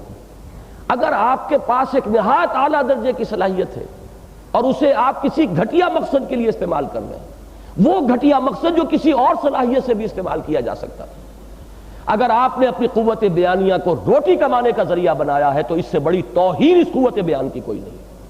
وہ روٹی جو آپ کے ہاتھ پاؤں بھی کما سکتے تھے، اور بہترین جو ہے روٹی وہی ہے کہ جو ہاتھ پاؤں سے کمائی گئی ہو، جس کو کسب کیا گیا ہو اور جس کے لیے انسان نے محنت جسمانی جو ہے اس کے اندر صرف کی ہو۔ اعلیٰ ترین روٹی وہی ہے، حلال ترین رزق وہی ہے۔ قوت بیانیہ یہ تو توپ ہے جو اللہ نے تمہیں عطا کی ہے، اس کو اس کام پر لگانا۔ یہ در حقیقت جو ظلم کی تعریف ہے، ظلم کیا ہے؟ وضع شے فی غیر محلہ، کسی شے کی اس میں نفی نہیں ہوتی، کسی شے کو اس کے اصل مقام سے ہٹا دینا، یہ ظلم ہے۔ قوت بیانیہ کو، صلاحیت بیانیہ کو کسی اور مقصد کے لیے صرف کرنا، حصول اقتدار، بائی اوریشن، ایک شخص ڈیماگوگ ہے، بہت بڑا خطیب ہے اور وہ اسے اپنے حصول اقتدار کا زینہ بنا رہا ہے۔ کوئی شخص ہے جو اسے اپنے پیسہ کمانے کی ایک مشین بنا رہا ہے، کسی نے اسے کسی اور شہرت حاصل کرنے کا ذریعہ بنایا ہے، کسی نے کسی اور چیز کے، یہی در حقیقت اس کا مس یوز ہے، یہی ظلم ہے۔ وضع شے فی غیر محلہ، اس کا ہدف ایک ہی ہونا چاہیے، بیان کرو قرآن کو۔ اس بیان میں، اب میں نے عرض کر چکا ہوں، سینسری اور موٹر دونوں پارٹس ہیں۔ گویا قرآن کا علم سیکھنا اور سکھانا یہ اعلیٰ ترین کام ہوگا، اور جو نتیجہ ہم نے نکالا ہے اس منطق کی روح سے وہ ہے وہ حدیث نبوی علی صاحب الصلاۃ والسلام، خیرکم من تعلم القرآن وعلمہ۔ خیر کا لفظ عربی زبان میں سپرلیٹو کے انداز میں بھی آتا ہے، کمپیریٹو کے انداز میں بھی آتا ہے۔ جب اس کے بعد من ہو، انا خیر من ہو، میں اس سے بہتر ہوں، تو بہتر ترجمہ کیا جائے گا۔ جب مطلقاً ہو، کوئی تقابل میں کوئی شے نہ آئی ہو، من کے ساتھ کسی اور چیز کو سامنے نہ لایا گیا ہو، تو پھر وہ سپرلیٹو ڈگری ہے۔ ہاں، ترجمہ بہتر نہیں ہوگا، بہترین ہوگا۔ خیرکم، دی بیسٹ امنگ یو، بہترین لوگ تم میں سے وہ ہیں جو قرآن سیکھیں اور سکھائیں، قرآن سمجھیں اور سمجھائیں۔ ان کا وہ سینسری اسپیچ سینٹر جو ہے وہ بھی میکسیمم آکوپائیڈ ہو قرآن سے، اور ان کا وہ موٹر اسپیچ سینٹر جو ہے وہ بھی میکسیمم امپلائی ہو قرآن کے لیے، کہ قرآن کو بیان کر رہا ہو، قرآن کو پہنچا رہا ہو۔ اب دیکھیے قوافی بھی جڑتے ہیں اس حدیث کے، عجیب بات ہے، یہ صرف ایک ذوق کی چیزیں ہیں، یہ کوئی نہ دلیل اور منطق اس میں نہیں ہے، اور اس طرح کے کوئی معنی نہیں ہے اس میں، لیکن یہ ایک ذوق کی چیز ہے۔ عجیب بات ہے، یہ حدیث آئی کس سے ہے؟ راوی کون ہے؟ عثمان ابن عفان، وہی یہ قافیہ جڑتا چلا جا رہا ہے۔ خیرکم من تعلم القرآن وعلمہ، حدیث کس سے؟ عن عثمان ابن عفان رضی اللہ تعالی عنہ، الرحمن علم القرآن خلق الانسان علمہ البیان، خیرکم من تعلم القرآن وعلمہ۔ بس میرا خیال ہے کہ آج ہم اسی پر اکتفا کرتے ہیں۔ اللہ تعالیٰ جو آج کے درس کا ماحصل ہے، جس حدیث نبوی پر آج ہم اپنی گفتگو کو ختم کر رہے ہیں، ہمیں توفیق دے کہ ہم صرف یہ سن کر اور ذہن کے کسی خلیے میں اس کو صرف بند کر کے نہ رکھ چھوڑیں، بلکہ یہ کہ اس کے اندر ایک جذبہ ابھرے، ایک امنگ پیدا ہو۔ حضور کی اس حدیث کے اندر ظاہر بات ایک تشویق ہے، ترغیب ہے۔ کون شخص نہیں جانتا جو ہے جستجو کے خوب سے ہے خوب تر کہاں؟ ہر شخص جو ہے وہ ہی از آفٹر ایکسلنس، بہتر سے بہتر اور عمدہ، کوئی پروفیشن میں ایکسلنس، کوئی اور دولت کے اندر، کسی اور چیز میں، ہر دوڑ لگی ہوئی ہے، مسابقت ہے، فاستبقوا الخیرات۔ تو تم خیر کے کو اپنا ہدف بنا کر دوڑو، ایک دوسرے سے آگے نکلو، تو اس کے لیے یہ ہدف معین ہو جائے، خیرکم من تعلم القرآن وعلمہ۔ صدق اللہ العظیم وصدق رسولہ النبی الکریم، ونحن علی ذلک من الشاہدین والشاکرین، والحمد للہ رب العالمین۔